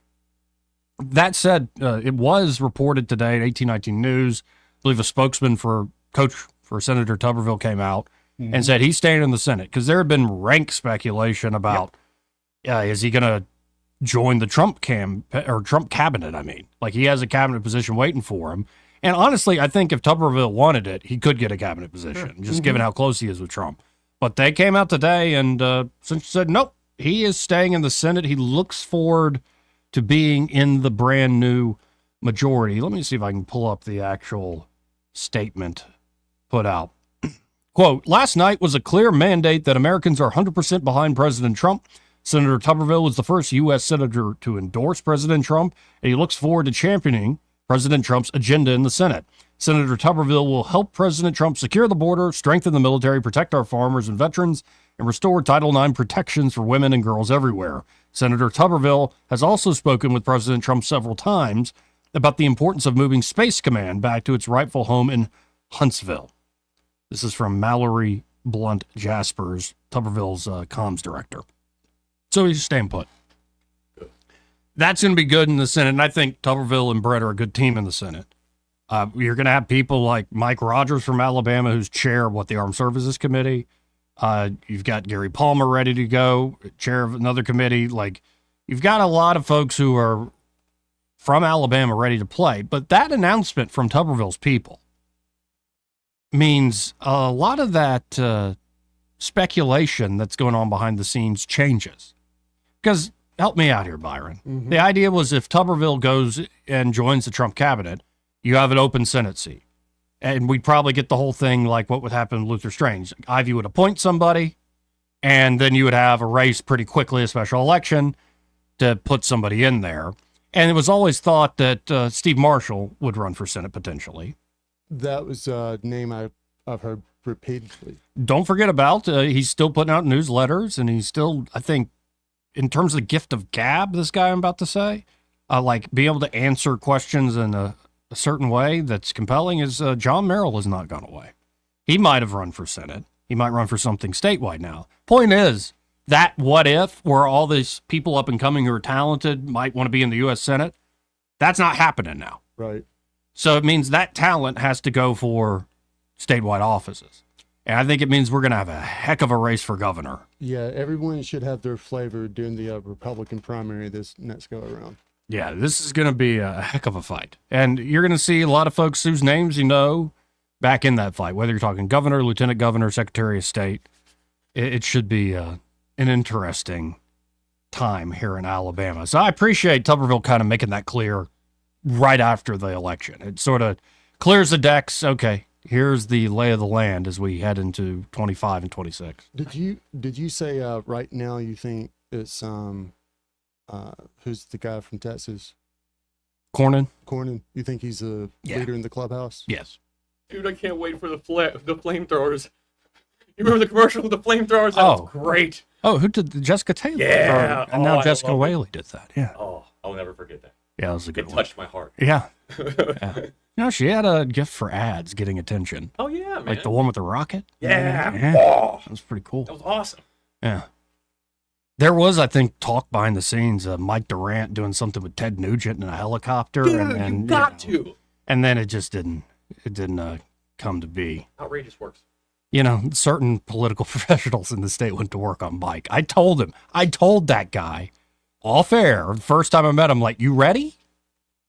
He's like, yeah, I got a thick skin. I'm like, dude. They're not ready, man.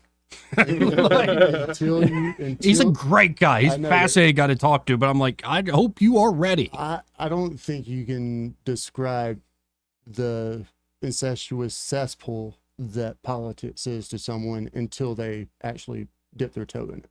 Mm-hmm. Like all the glitz, glamour, like nah, it's none of that. That's the photo op. Well, and that last cycle in 22 was the one where I was actually paying attention to state politics, interviewing all these people. And yeah, there's just some stuff, chatter behind the scenes. I'm like, I don't even want to. It's a bummer, man. It's shadowy. It's the dark arts. It's like, I don't even want to address some of this crap. Nobody ever smiles. Like, it's bad. If you really knew they have no reason to smile. It's terrible, man. Well, and I'm not endorsing anybody. I look forward to interviewing a lot of these people that are going to be running. Because I would say, for instance, both Steve Marshall and Will Ainsworth have done a heck of a job in their respective positions and position themselves nicely. I'll put it that way. I will say I like that Ainsworth kind of came out of nowhere, that he has independent wealth. And it's very believable, at least I believe him, that his highest aspiration is governor. It's not like I want to be a senator. I want to keep doing this for the rest of my life. It strikes me as like if he became governor, it would be governor and then I go back into retire, private life. yeah. And that's a very good selling point. That said, Steve Marshall has gone to the mat time and time again for the state of Alabama fighting the feds, really defending some laws that were upheld. And I think he's got a read on some of the most hot button issues that, especially say immigration and others that people care about in this state. All I can say, if you're traveling through Marshall County and stop at a diner, be careful. It's going to be, because that's going to be a heck of a fight. Might be some food fights between old men, one side on Clampett's McCoy's or whatever, Hatfield's and McCoy's. Yeah, right. Or in this case, Clampett's and McCoy's, who knows? Yeah, I don't think I'm ready. I'm just now, I breathed, just gave out a big sigh of relief, just breathing anew. I told y'all, I tried to stay up to watch Trump's victory speech. And I'm laying there in bed, which is my first mistake, with it on. And literally, the last thing I remember is they're announcing him and he's walking up to the stage to God Bless the USA. And I think what happened is I just let out a physical and mental sigh of relief. And I fell into a deep sleep. So I had to watch the speech in the morning. It was like, oh, it's real. Okay. It's real. Yeah, I mean, I think I told you my last time I looked at it was 10:33, 10:31, something like that. 272-9228. Let's go to line one. You're on there. Who's this? It's Woody. Hey, Woody, how you doing? I've been waiting for too long. What? I wanted to ask you, why do you think the House, this crap going on with the House, is a cheating process that the Democrats are doing? Because it sure sounds fishy and feels fishy to me. Would you explain to me why the House hadn't been called yet? Because particular states have crap election laws? But don't you think something's going on? No, I think there's probably enough attorneys on the ground at this point that. That's what I was hoping. I think the general. They're not going to stick anything by. To your point, Woody, I think the general design of why some of these states are so crappy is to kind of allow the steal subtly. But if you have attorneys watching like hawks, you can sort of cut this stuff off. But it takes so long because it's just, we can count ballots days after, we can have this challenge, that challenge. It's this. So they are. You believe it. Yeah, and it's full employment for a lot of lawyers. So, and like I think it was you referenced it earlier. The attorney said that we were kind of flat-footed 4 years ago. Yeah. This year we were ramped up, ready to go. Like I don't think that any targeted district went overlooked. There you go. And I know having conversations with legal from RNC that they were very, very, very active across the country, specifically in those counties, the top 20, 25 that I believe Seth mentioned earlier, or one of the callers. So that makes me feel better. Okay. Love you, Chef. Appreciate it, Woody. 272-9228. This is part of the program brought to you by Montgomery Men's Health. And there at Montgomery Men's Health, well, they're ready to help you men out. It's right there in the name. Pretty self-explanatory. But here's the deal. If you feel run down, tired all the live long day, like not just physically, but mentally tired, like you're trudging through mud, but also like you're walking through a fog, like you just, what's going on? I lack motivation, energy, and drive. I have no sex drive to speak of, which is just like, ooh, dude, that's no fun. Loss of muscle mass, unwanted weight gain. You didn't change your eating habits or how active you are during the day. Well, knowing whether you have low testosterone is huge in combating some of these issues.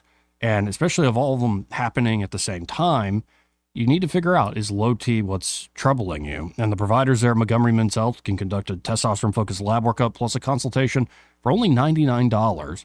And if you do have low T, they have low T treatments there at Montgomery Men's Health that can truly change lives. Men can experience higher energy, better gains in the gym. That's right, brother. Better mental clarity, improved sleep patterns, a faster metabolism, you usually even notice it increased libido. Just a fancy Latin term for wanting to have sex. Get it on. You can actually book the same day that you call, guys. That number, 440-3663. That's 440-3663. Or go to MontgomeryMen'sHealth.com to book your appointment today. Be sure to tell them that that Joey fellow on the radio sent you. Want to carry News Talk in your pocket? Download the News Talk 93.1 app from the App Store. Available on iPhone and Android. Never miss a moment. Download now. Independent Glass has been your one-stop shop for all things glass since 1978. They offer a full range of architectural products, and they're armed with the knowledge and expertise to get even the most demanding job done, big or small. Attention to detail, 24-hour replacement services, and their uncompromising commitment to excellence is why Montgomery's first choice for all things glass is Independent Glass. Call them today at 263-2823 and learn more about what they can do for you at independentglassco.com. This hour of news and views is brought to you by our good friends at Cole Plumbing, 279-8919. Cole Plumbing is number one in the number two business. You don't have to dig a hole. They have proprietary pipelining technology. Ask them about their tankless water heaters. Remember, when you have trouble with your bowl, call on Cole. The River Region's first and only News Talk station on FM. Live, local talk. News Talk 93.1 FM WACV. Joey Clark. Welcome back. The news and views in the afternoon. Let's go right to the phones and talk to Ray Bowles from Prattville Carpet. Hey, Ray, how you doing? Well, I'm sitting here doing payroll right now, so pretty good. All right. It's a great day in the neighborhood when you're doing payroll, right? If you're on the receiving end. Yeah, if you're an employee. I was say, it depends on which side of the check you're signing, I reckon. Mm-hmm. So, hey, y'all said something earlier in the show about how Obama has really aged and Trump has not. Mm-hmm. You know why that is? Why? Because God has given certain people a way just not to care what anybody else says about them. It don't affect them. It just rolls off their back. And so you don't have that worry on you. You actually thrive off of it, and you don't age. I think it's hard to explain unless you've been through it. He's got a point, Like man. with me and the city council, and they were talking about stoning me in front of City Hall, and how I bankrupted the business, and Dad had to come out of retirement. And I just laughed and laughed because I knew Dad never retired, never will.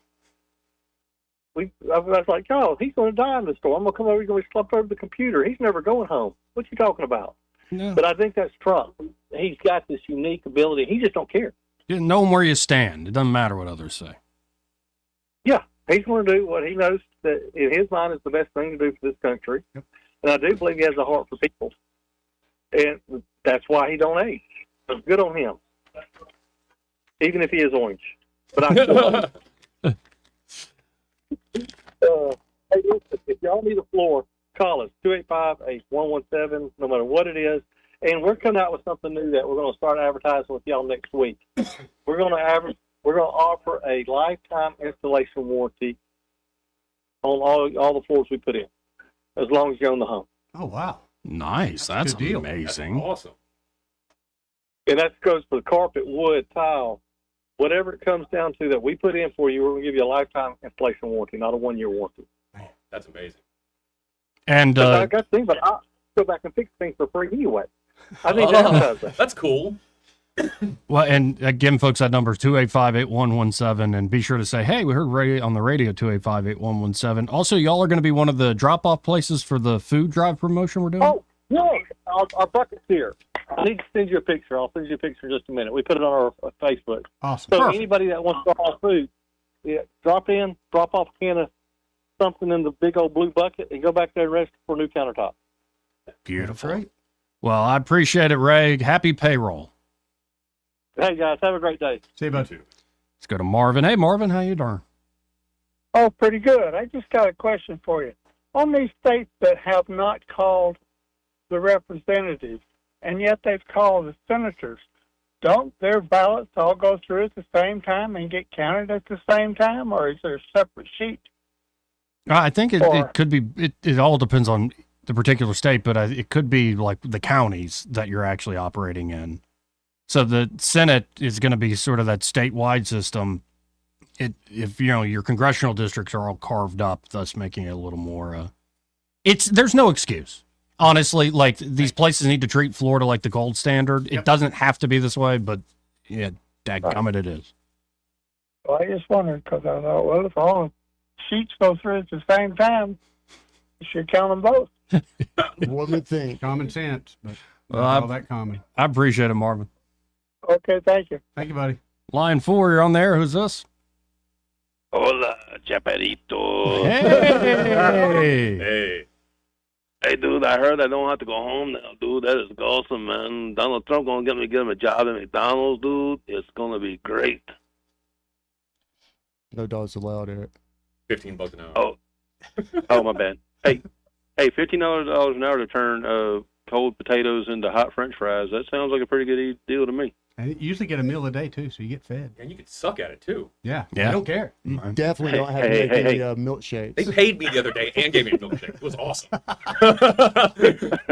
I'm going to break the milkshake machine. Going to be my new mantra in life. Does that thing work? Then give it here. Oh, goodness. The deal with that thing, that's insane. Yeah. Oh. Stop putting your mouth on it, sir. If I hadn't, never mind. All right. Wow, Joe. I just listened to it. It sounds like he likes milkshakes. Appreciate it.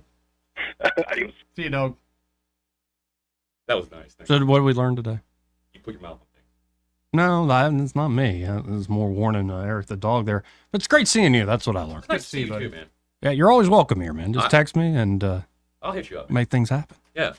Because it just feels good. Yeah, man, it's nice. Y'all stay tuned. Happy hour. Greg Budell, he's next. Broadcasting from the Riverside Chevrolet Master Control Center, this is WACV Cusana, News Talk 93.1 FM. When it's Chevy, it's Riverside.